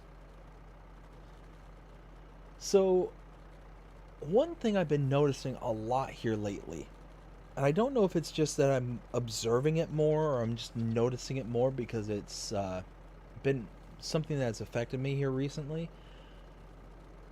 Like I mentioned earlier, I went to the stores earlier today. Went to several stores, and I don't know what it is here lately. Oh wow, I was way off. 63%. Okay, well, there we go. Went to the stores here earlier today with the wife and youngin, and as we were going from parking lot to go to the various stores that we went to, every single time that we pulled into the parking lot, there was somebody in front of us who, instead of just pulling into the parking spot and getting, their vehicle out of the aisle and out of the way kind of thing, they decided that they had to back up into their parking space. But it's not like just a normal like backing up and whatnot. It was like every single time it was somebody who was just not as confident as they should be if they're going to be pulling a maneuver like that. And they would sit there and take their time. They would do like 20-point turns. It was incredible. And they were blocking the entire aisle. Like, this happened every single location. We went to several stores today. We went to like Walmart and Ross and Marshalls. It even happened at Dunkin' Donuts. We stopped at Dunkin' Donuts this morning to, you know, we were in a hurry to take off, and we decided we were just gonna get breakfast out and get like a just like the wake up wrap for my daughter for breakfast, and we're it even happened there at Dunkin' Donuts. The way that this particular Dunkin' Donuts was laid out, um, there's the drive-through line, and then the kind of parking spaces are right there next to the drive-through, and you had somebody who was waiting in the drive-through line, and then all of a sudden started like stopped, backed up, and almost hit us because they were just wanting to get into this parking space. But instead of pulling just into the parking space, they just backed into it and almost backed right into us, kind of thing. It was wild. It was absolutely wild. I've been noticing it a lot here lately where, you know, instead of just pulling into the space and just being there, like tons of people are just pulling in and then backing into their space and just taking their time at doing it. I'm especially noticing like older uh, older people who are doing this, like in their, because I live in Florida, there's no rules against like seniors getting their driving privileges revoked if beyond a certain age. There's no like age limit in this state. Um, I know where I came from in Michigan. I don't know if it's like this still, but once you reach a certain age in Michigan, you have to get yearly tests to make sure that you can hear, see, and all that stuff. Well, you don't get that here in Florida. Once you have your driver's license, you keep going unless you like prove that you're not capable of driving, kind of thing. And typically, you prove it by driving through somebody's front window at the store.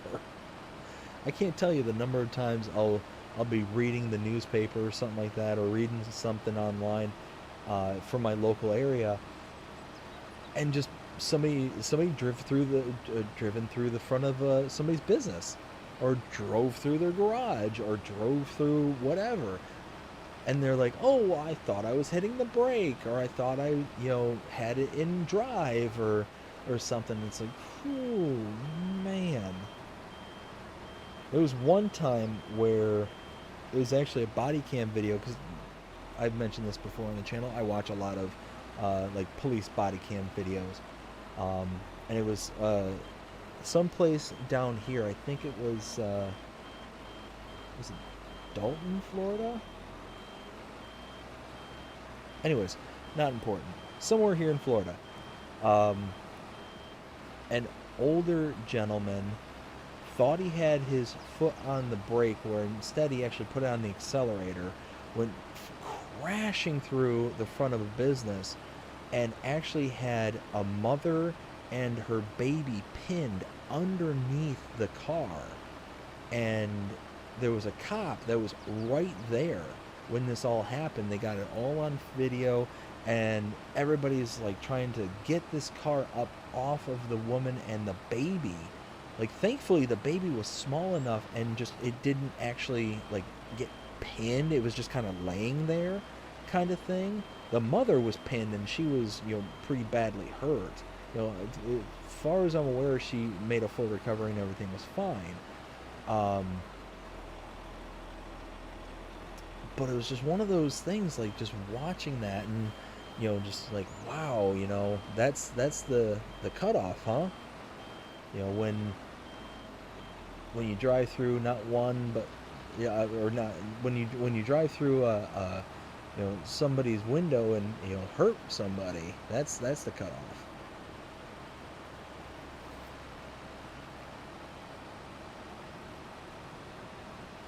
It was actually funny too. My dad, a long time ago, got into a car accident. No, I'm sorry, it wasn't my dad. It was it was a friend of mine who used to live with us. He was working for my dad at the time, and he was getting ready to go to a job site.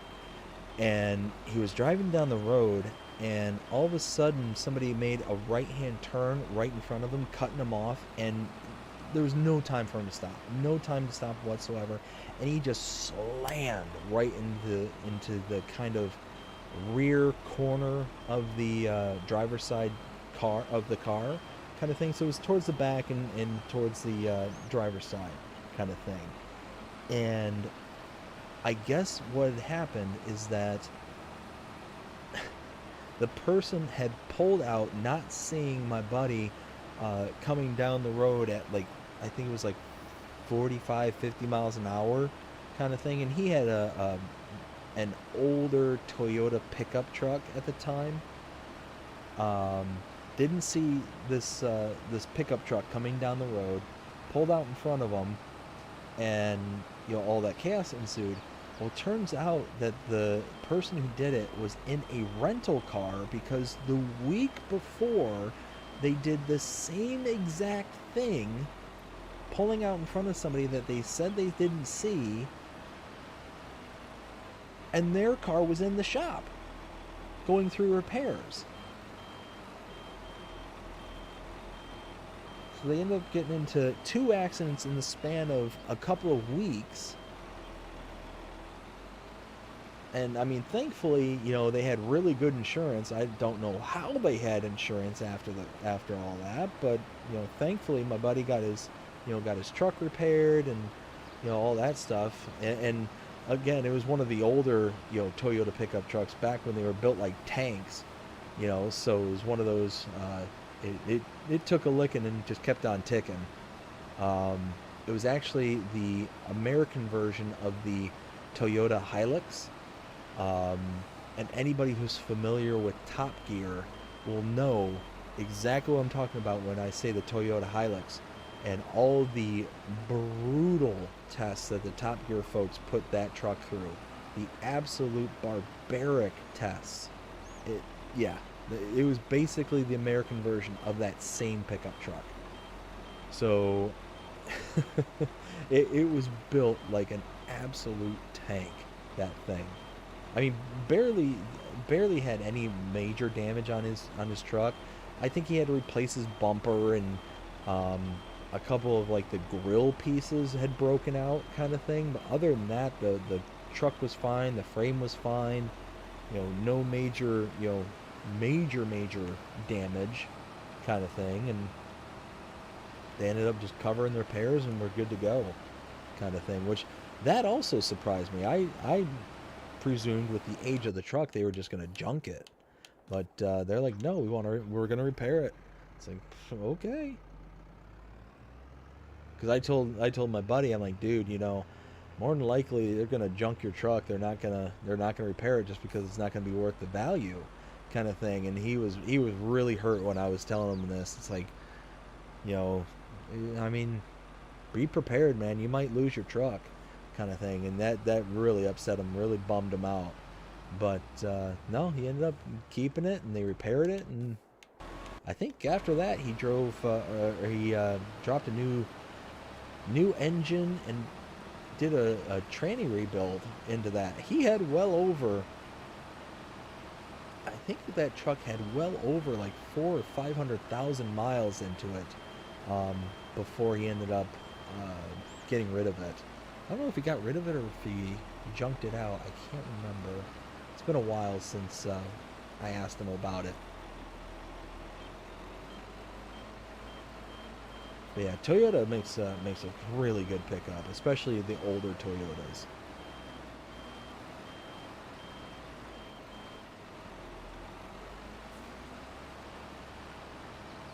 One of these days, I'm hoping to be able to get myself a nice pickup, but the way that the truck market is going right now, I might be priced out of it for a good long time, kind of thing. Because oof, it is expensive to have a truck right now, like ridiculous. Even like a used truck with high mileage is ridiculously expensive. Like the last time I looked, I found I think it was a 2010s pickup truck. Might have been like a Nissan. What was it, the big one? Not the front. Is it the Frontier? Anyways, um, the big Nissan. It had over 200,000 miles, and they still wanted like over 10 grand for it. Like, it was ridiculous. I saw that. It was, I think it was like on Auto Trader or something like that. I saw that and I was like, holy cow. Nope. I noped out of that really quick. Really quick.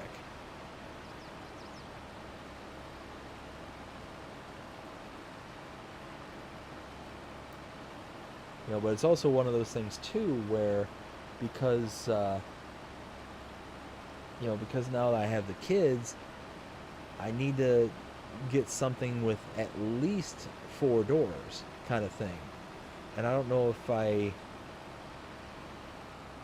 I can necessarily afford like the quad cab. I'd almost have to do just like an extended cab and kind of go with that. I don't know. Well, like I said, one of those that I'm gonna have to look into and see what I can work my way into, kind of thing. But that's down the road. First, I need to. My wife and I are really looking to sell our house and get into something better. The neighborhood that we live in is not the greatest, and certainly not a place where I want to raise our daughters long term, kind of thing.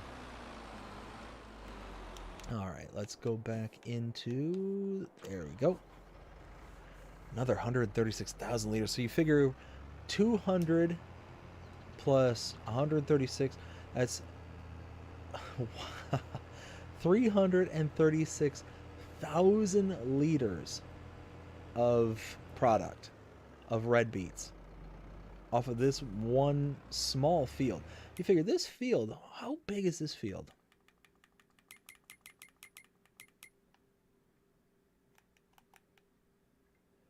Less than 3 hectares. Less than 3 hectares, and we got over 336,000 liters of red beets. That's insane. The yield on these crops is incredible, and you figure the field probably wasn't properly maintained. Like, it probably didn't have lime and fertilizer. It was probably at a reduced rate. So if this field was properly maintained and had lime, had fertilizer, was rolled and did all that stuff, I mean, the amount that we would have gotten on it was probably exponentially higher than that. Probably well over 400,000, I would imagine. Who knows? Who knows?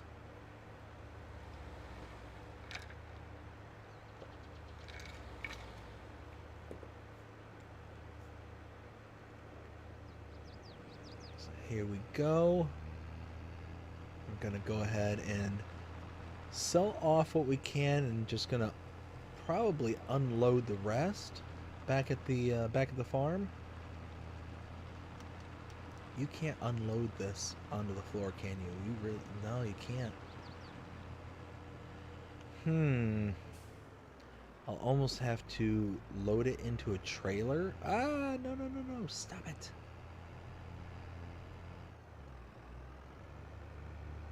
Unload it into a trailer and then dump it out on the floor. That's really probably going to be my only option I can think of.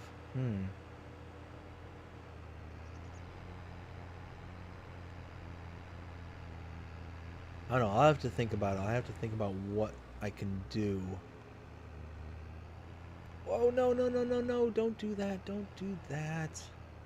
Darn it. Wow.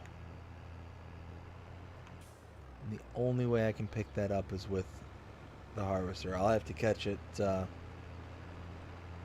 have to catch it later. Yikes.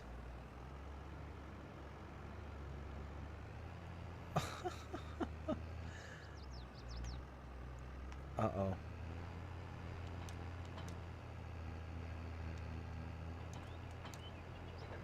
Oh, there we go. Now we got it all straightened out. Okay. Whew. Okay. Okay. Breathe. Breathe. Relax. It's okay. It's okay.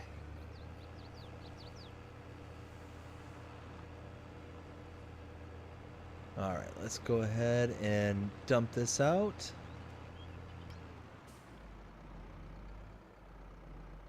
There we go. Dalton says, oh, you should have seen the 6-door 2013 truck at R&J gas station. A 6-door pickup truck?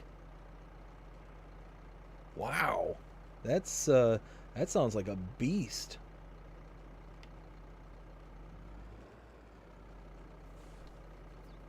There's actually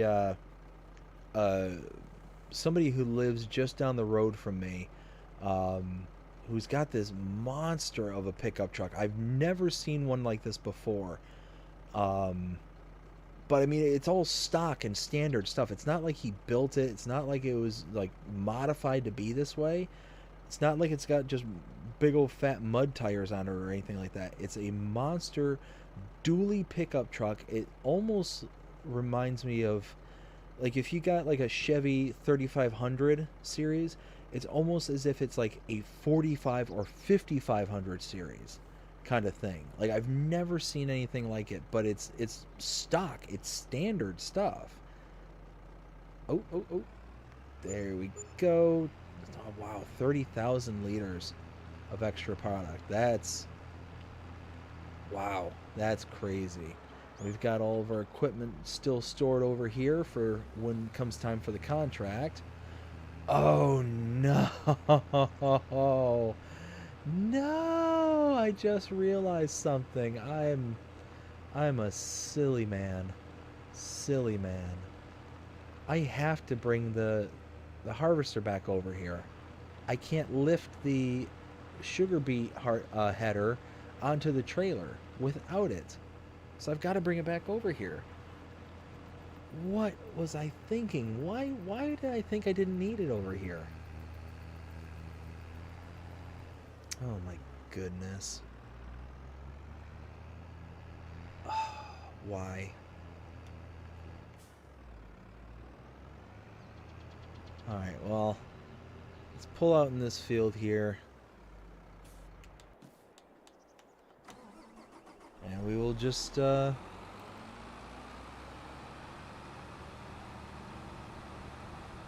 something like this. And jet over there. Be able to get over there faster than we got over with the little tractor. Little tractor is maxed out at 26. This goes 37.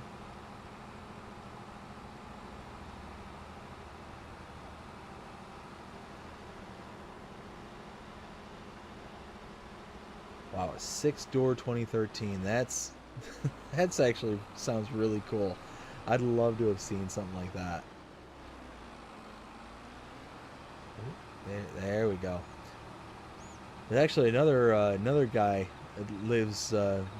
He's got to live somewhere around here, but you can tell like he's an old school woodworker, um, and he's got like this truck that he's got advertisement for what I would imagine is his business in woodworking, but it's got wood, like actual wood paneling. It almost looks like he took like 1x4 slats and actually put it on his truck, like screwed it to the truck, like put on like a really nice polyurethane finish or something along those lines, and then just set up his truck to be like this really cool kind of advertisement for him. It's really wild, and it's just wood everywhere on the truck. There's like a huge strip along the side and on the doors, on the bed of the pickup truck, like the whole pickup truck bed, with the exception of like the main kind of outer skirting, is just covered in wood. He's got a wood bed like all the way down. I think it's on top of the main metal bed kind of thing. There's been a couple of times where I've considered stopping and ask, because I see him at the gas station and whatnot all the time. All the time I see him over there. And one of these days, I'm sure I'm going to ask him, what he used in order to make it so weather resistant, because it's got to be like some kind of deck stain or deck kind of coating on it, because it's out in the rain, out in the sun all the time. Like I said, I see him driving around all the time. It's not like he's got it for like a showpiece or anything. It's like a legitimate daily driver that he has.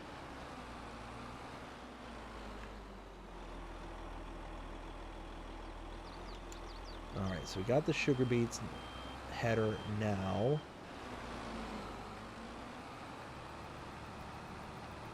We'll do something like this. We'll put this right.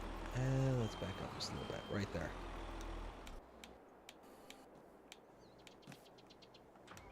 There we go. So now we can get back to the farm. Oh, what am I doing? What am I thinking? I need to disconnect from the other header because I got to take this one off. What am I? Y'all, it's almost midnight. That's what I'm going to blame. It's the time. It's late. And actually, while I'm thinking of it, let me go ahead and collect on that contract. Boop. There we go.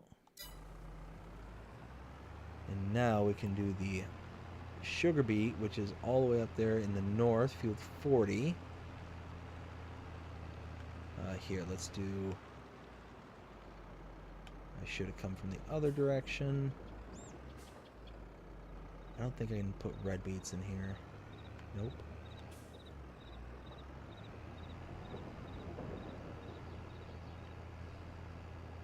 Let me go. What are you doing?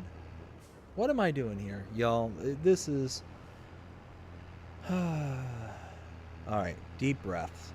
We're going to rally. We're going to come back from this.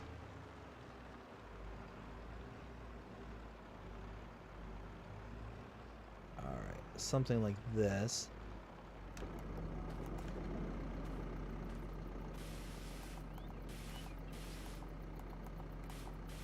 There we go. Let's spray that off really fast.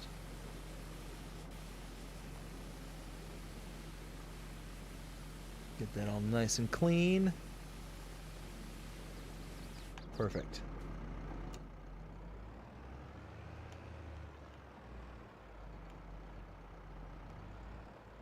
There we go. So now, let's do this. Let's put this here. Let's now take this, like this.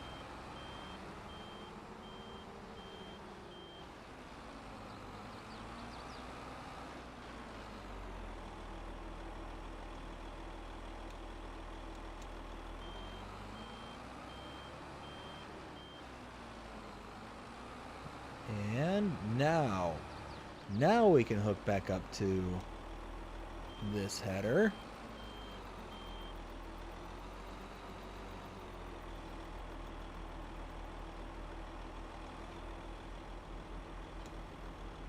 Perfect.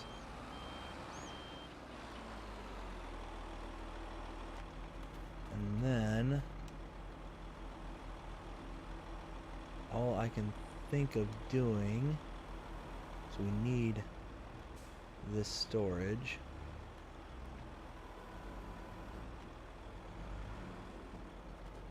Just dump this in here for now, I guess. I think this trailer is 30,000 liters, so it won't be quite full, but pretty darn close.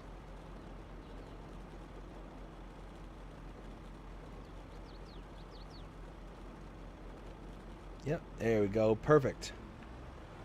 Now we can take this out to the field. And hopefully with a lot less silliness than we had before.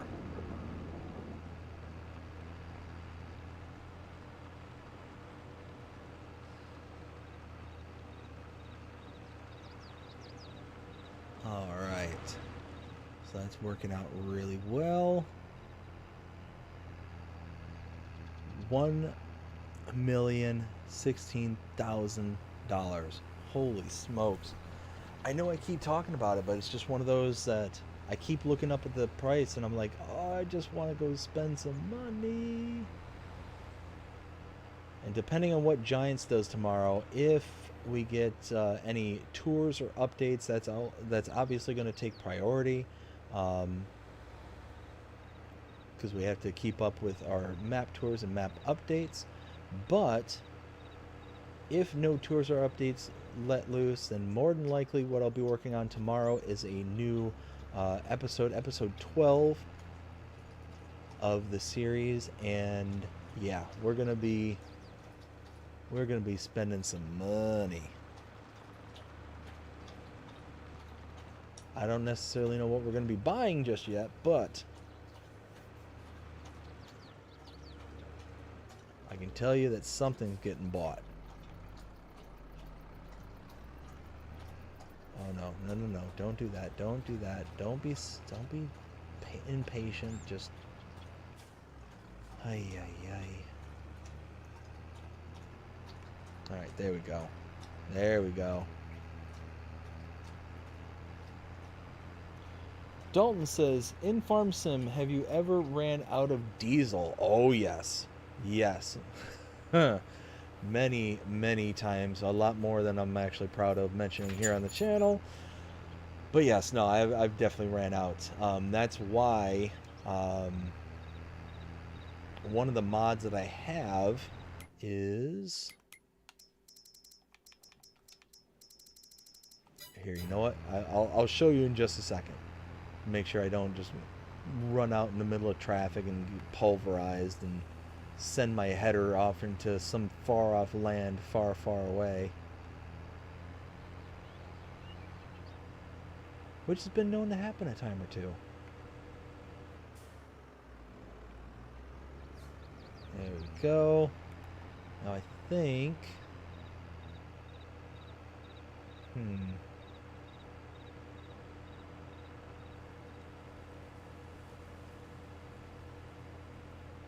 trying to think of how I can get to that particular field. I'm gonna guess. I'm gonna try and make my way to it. Like the unfortunate part is the PDA really doesn't help a whole lot on this map. A lot of that's because the fields and stuff are right on top of where the road network is most often than not. So it's, oh jeez, let's not trip this close to the finish line, shall we? Alright, so out here.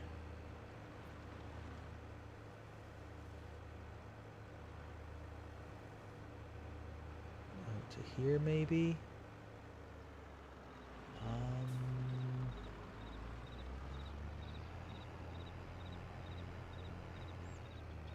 Ay.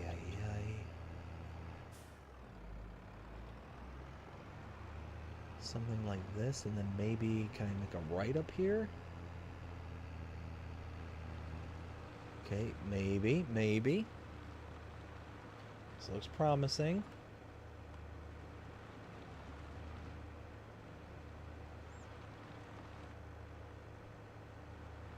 There we go. Perfect. Look at that. Again, another field I've never been to before. And we got there.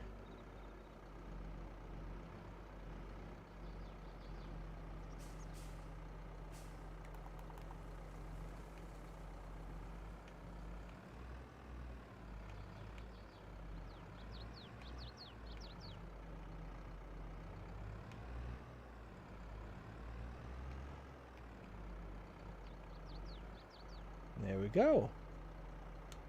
Park that there. Oh, and I left that running. Dalton says, oh yes, so I was showing what the reason why I have this. Where is it down?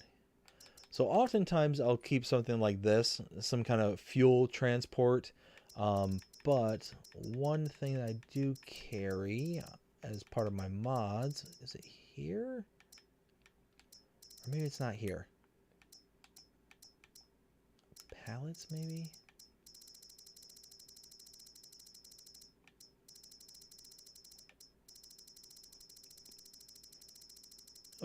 Basically, is somewhere in here, I forget where, I've got a diesel can.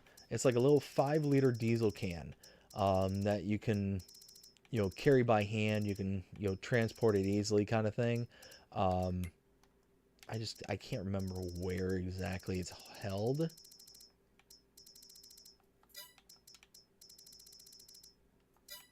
See, I thought it was here in pallets, but I could be wrong. Anyways, that's why I keep it, is because, yeah, I run out of gas, like I said, far more often than I'm proud of.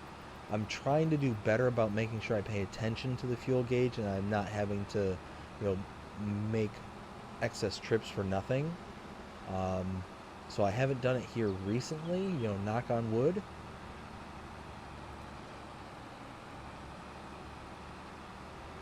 Let's see. Jody says, I want to tell you I hope you have a good night. I appreciate it, Jody.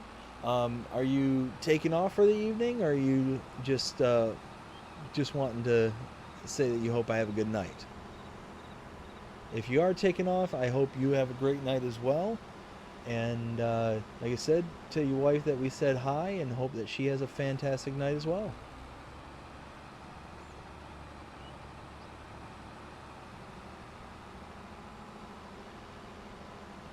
So now we can snake our way back to where the tractor is. Actually, something that just dawned on me. Oops. Ay. There we go.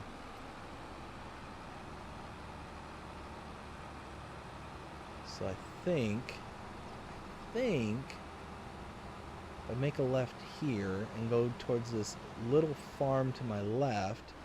Whoa, monster truck rally. Jody says, wanted to tell you, I hope you rest your night was good. Yes. Rest of the night has been fantastic. I'm going to be working on this last contract here, and then likely going to be ending the stream for the evening and be running off to bed myself, because like I said, we got that appointment in the morning, so got to be well rested and fresh for it. So I think this actually worked out really nicely. Let's see. Had to take my medicine in my back. Oh, your back, sir? Oh, dude, I'm sorry to hear that. Well, hopefully you have, decent amount of pain relief from the medicine there. And like I said, I hope you have a great night and enjoy the rest of your evening. Like I said, we're just going to be working on this contract really quickly as this machine will allow. And then we'll be calling it an evening ourselves. Let's see. Let's go ahead and stop here. Unload.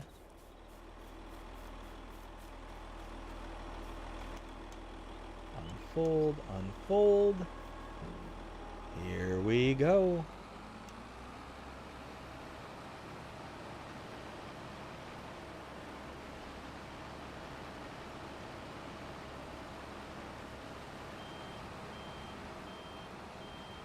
Oh, hey, there's a tractor back there. I'm just running into and clobbering.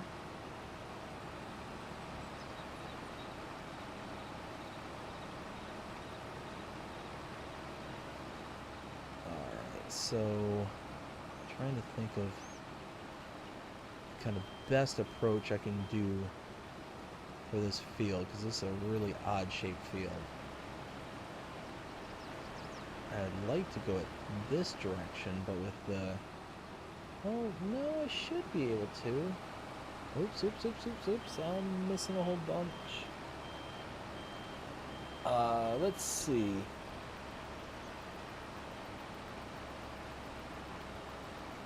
Jody says, take my wife to the doctor Wednesday. Oh, hopefully everything goes good for y'all on Wednesday. Got a herniated disc, and oh man, take Ultram for pain. Oh man, Jody, sorry to hear that, bud. Herniated disc sucks so bad. My dad has a couple of herniated discs there, and ugh, it's the worst. Lots of pain, very little relief, and not a lot that you can do about it once it starts flaring up. But I'm sorry. I'm real sorry to hear that. Like I said, hopefully you get some relief with your medicine there, and hopefully it kicks in real quick for you. That's every once in a while I'll get really wild back pain. I've not been diagnosed with anything like that, like a herniated disc or anything like that. But there are definitely times where it all of a sudden will start kicking in. And it's like I'm down for the count. Like don't bother, don't bother knocking for Dave, because Dave ain't answering, kind of thing.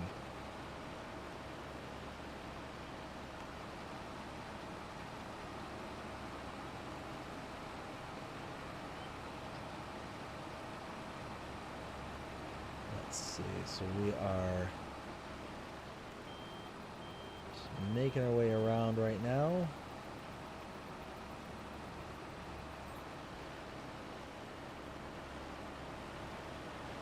There we go.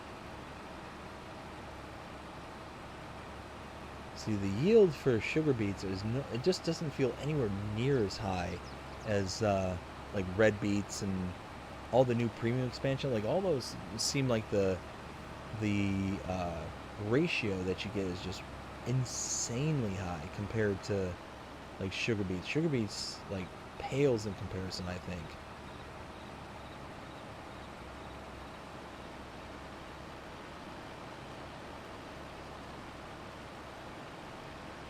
See, I'm afraid if I go in kind of, whoops, I'm missing. I'm afraid if I go in kind of this direction here, kind of straight on, not straight onto the machine, but straight onto where I'm looking at. If I go in that direction, then I'm just going to wind up running into issues here because the angle is so severe. I just don't know if it'll, work. So I might just do the rest of this manually and kind of go from there. Don't know. Just don't know. We'll see. Jodios says, how much have you made off the contract? So the first contract there I had was like 14,000. This contract here, I've got almost 5,000 in. And for the day, for just contracts, there we go. 61,000 just in contracts. but you can see I made over $800,000 in money this month. Like we made a pretty penny this month.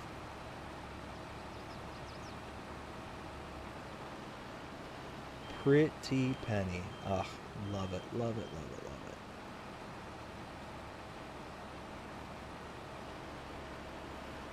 All right, well, guess let's give it a try because we gotta unload it anyways. Oh, that might be a problem.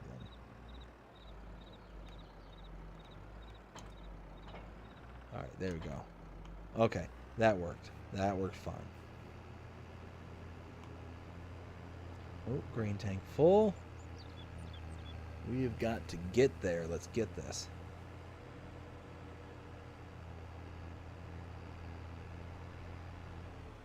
There we go. And unload. Let's see. Dalton says, well, gotta get some sleep. I gotta move furniture because I gotta sell it so I can move.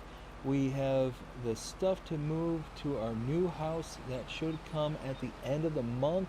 Wish you all well.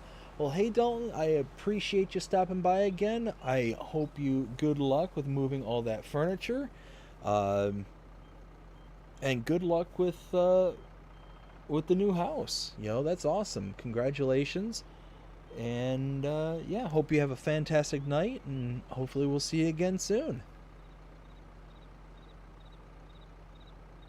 See, Jody says that's a lot for contracts. Oh yeah, yeah. I mean we've done quite a few contracts today.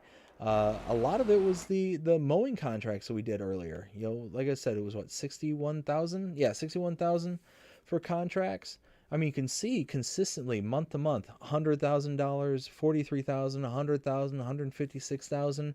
Like we're consistently doing tons and tons of work to make sure that we get the money. This is the first month where we just completely exploded and sold a whole bunch of product, all that methane, all that silage additive,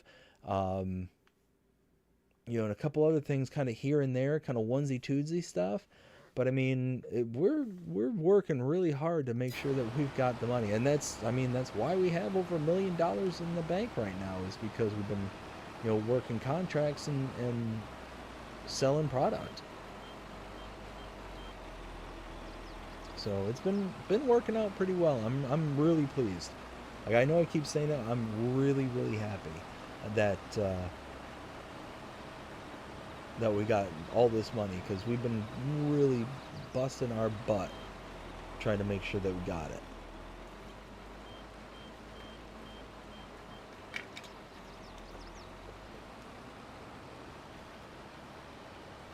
All right, let's see how the angles are going to work. Well, it looks like it's getting it. Oh, wait. I say that, and then directly in front of me in the lane to the left, big old patch missing. Oh, let's see what it does here.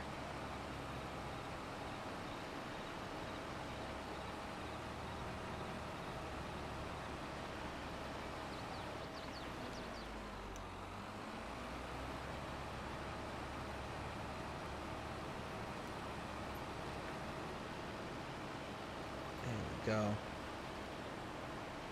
No, I'm missing stuff. Let's not miss stuff. Let's actually get the stuff we need.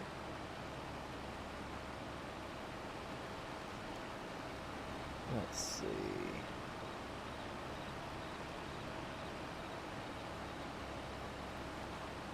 Ah! Look for way at my computer for 1 second. Oh my goodness. Alright, here we go.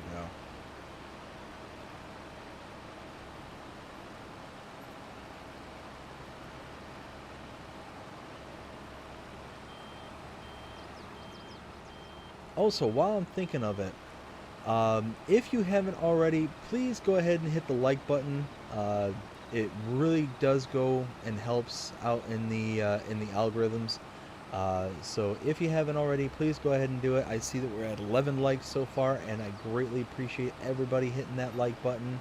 Again, it helps a ton uh, with showing up in feeds and algorithms and all that stuff. So it goes a long, long way. It really does.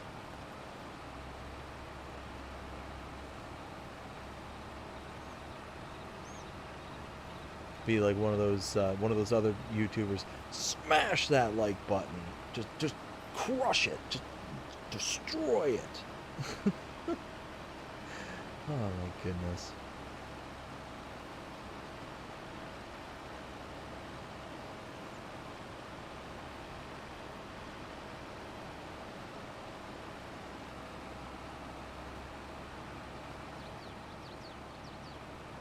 Once again, I want to thank everybody who's come out, over the past couple of days, uh, to just come, hang out, enjoy the live streams.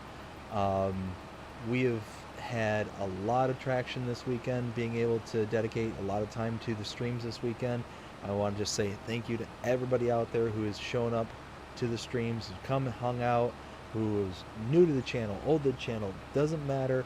Greatly appreciate every single one of you. I have an absolute ball every single time we come on and do this, and be able to just hang out and relax and have some fun. Like I said, thank you all again so very much. It's means a lot.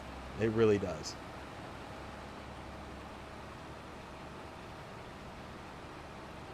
Let's see. Hey, Rusty, how's it going, bud? You're welcome. And hello, BDD and Jody and all. I appreciate you stopping by again, Rusty. How are you doing tonight? Made it out a couple of times to the stream here today. All right, let's turn that off. Why does it feel like this is going really slow? Oh, maybe it's because you're on a hill. Ay, ay, ay. Gotta love it. Alright, so one trip should be good here. We'll go ahead and load the header. Take this all back.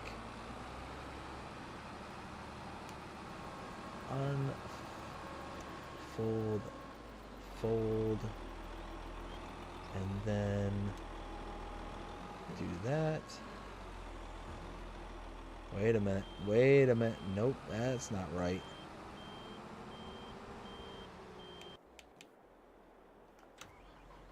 Let's see. Jody says, Rusty says, should be in bed, but setting something new up. Just want I needed more stuff. Isn't that the truth? Oh. Just when you think that you start settling into a groove and things start working out really good, all of a sudden you gotta get in your own way, kind of thing, and set new things up for yourself to tackle. It happens to me all the time. All the time. Sometimes I am my own worst enemy.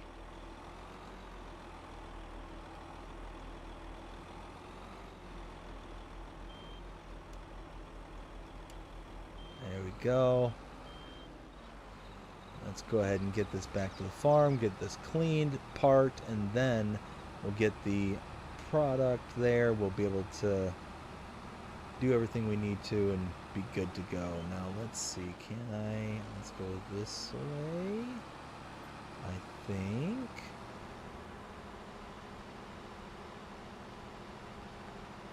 And then this way.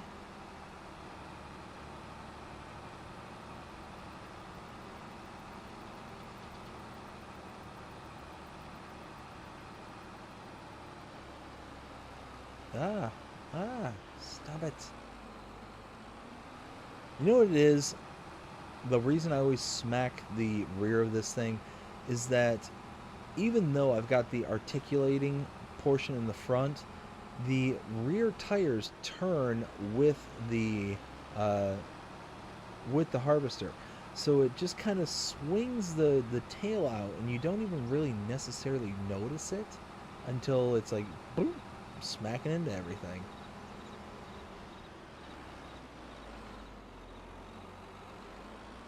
There we go.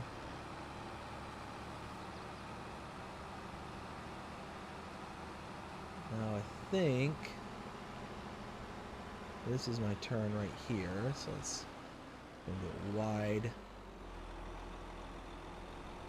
There we go. Ooh, it's like I actually know what I'm doing.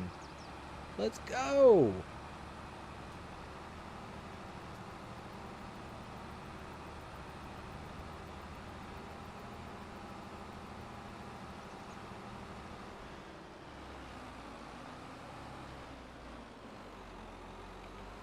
Oh, see, that's exactly what I'm talking about. Those rear turning wheels. It looks like it should turn just fine, but then all of a sudden it just snaps too far to the too far wide in the rear, and you just don't even realize it.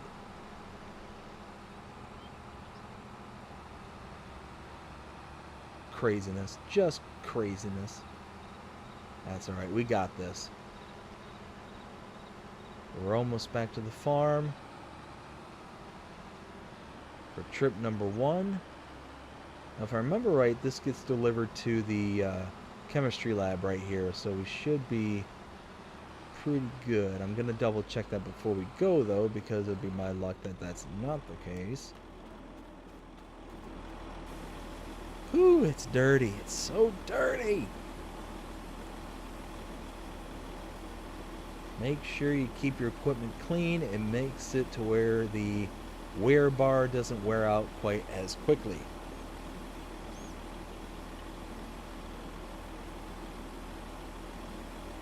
There we go. Perfect.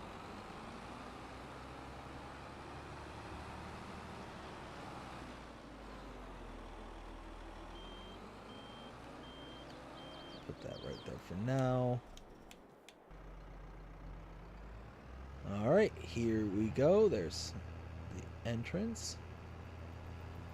Now, can we get back with no incidents? Can we just get back to the farm?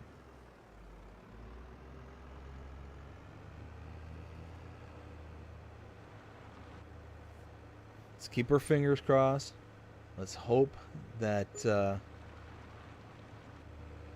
the stars align and I've got the skills to pay the bills.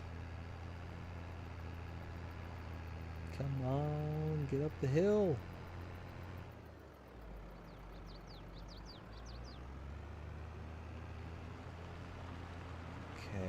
Okay. Be honest with you, that was kind of the part I was a little bit nervous about, but that worked out just fine.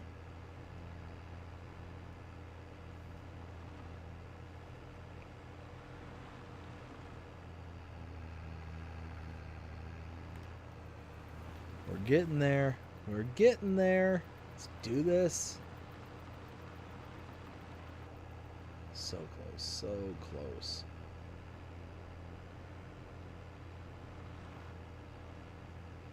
Okay. Go wide.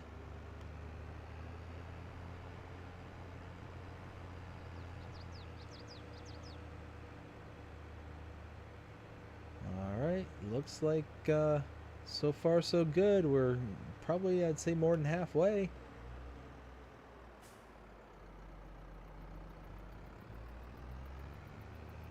Oh, no, no, no, no, don't do that.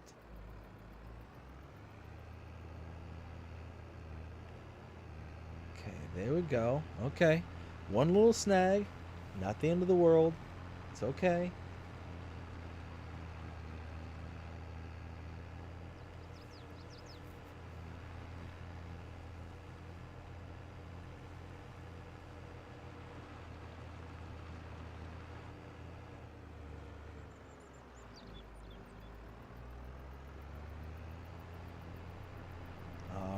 We are almost back to the farm. We can dump out all this. I'll probably do is I'll just clean off the header.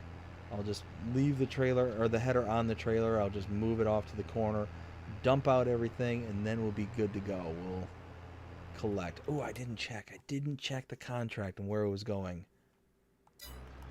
Oh, it is going to the farm. Okay. Whew. Oh, man, that would have been a bummer. Get all the way back here. Nope, you've got to go all the way to the northeast corner of the map. There's no production points up there, but you got to go there just because. Oh, hey, the robot. I don't think I've actually ever seen the robot chug around before. That's cool. I've never seen that before. That is definitely the first time I've actually noticed that. And then he just kind of parks in there. Huh. Well, isn't that a trip? Very cool.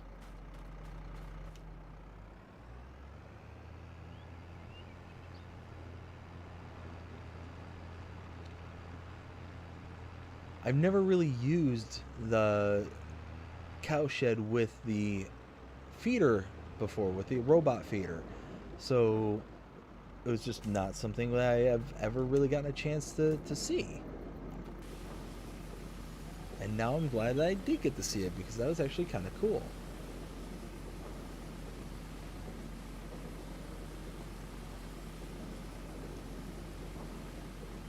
There we go. We'll take this around over here.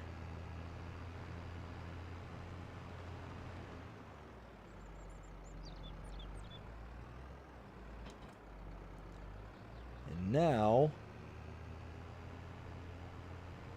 deliver this. I'll just put everything in here.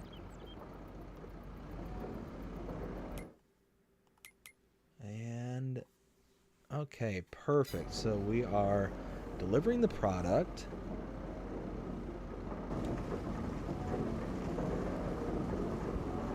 Curious to see what we get as a leftover. What was like 79,000, so it should be about 7,900-ish liters.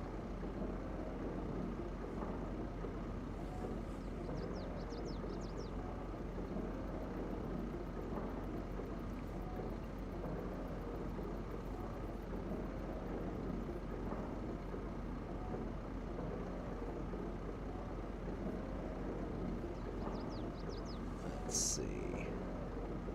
Almost there. Just waiting for the rest of this to dump out.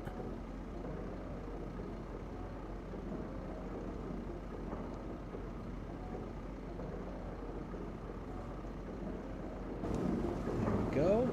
It's filling up. 9,432 liters. Perfect. An extra $5,000 in the account. Bam! Just like that. And let's turn that back on, because that's going to cut the sugar beets, and then the sugar beets going to transfer over to the biogas plant, where again we're going to make more silage, or not silage, we're going to make more digestate, more methane. Yeah, we're doing really, really good. How much methane do we have here in it? 14,600. And how much do we have here? 33,000. Wow. Oh, we got a little over 1,000 liters of silage. Eesh. That's not as much as I would want, but I mean, it is what it is. Can't always get what we want, but I think this will be a good place to leave it. It is now 12:30 at night my time, and I've got an early morning. Like I said, got to go out to the city, and not looking forward to being in the city, but looking forward to, you know, seeing the results of the test. So, you know, keep my fingers crossed everything goes good tomorrow, and we'll kind of go from there. But I hope you enjoyed this this live stream. Let's try that again. Hope you enjoyed this live stream. If you did, please show me by liking, sharing, subscribing, following, commenting, doing all the things the algorithms enjoy you doing, that shows you're engaged with this channel, enjoying the content. And that being said, I hope everybody has a fantastic day, night, evening, wherever you are in the world. Take care.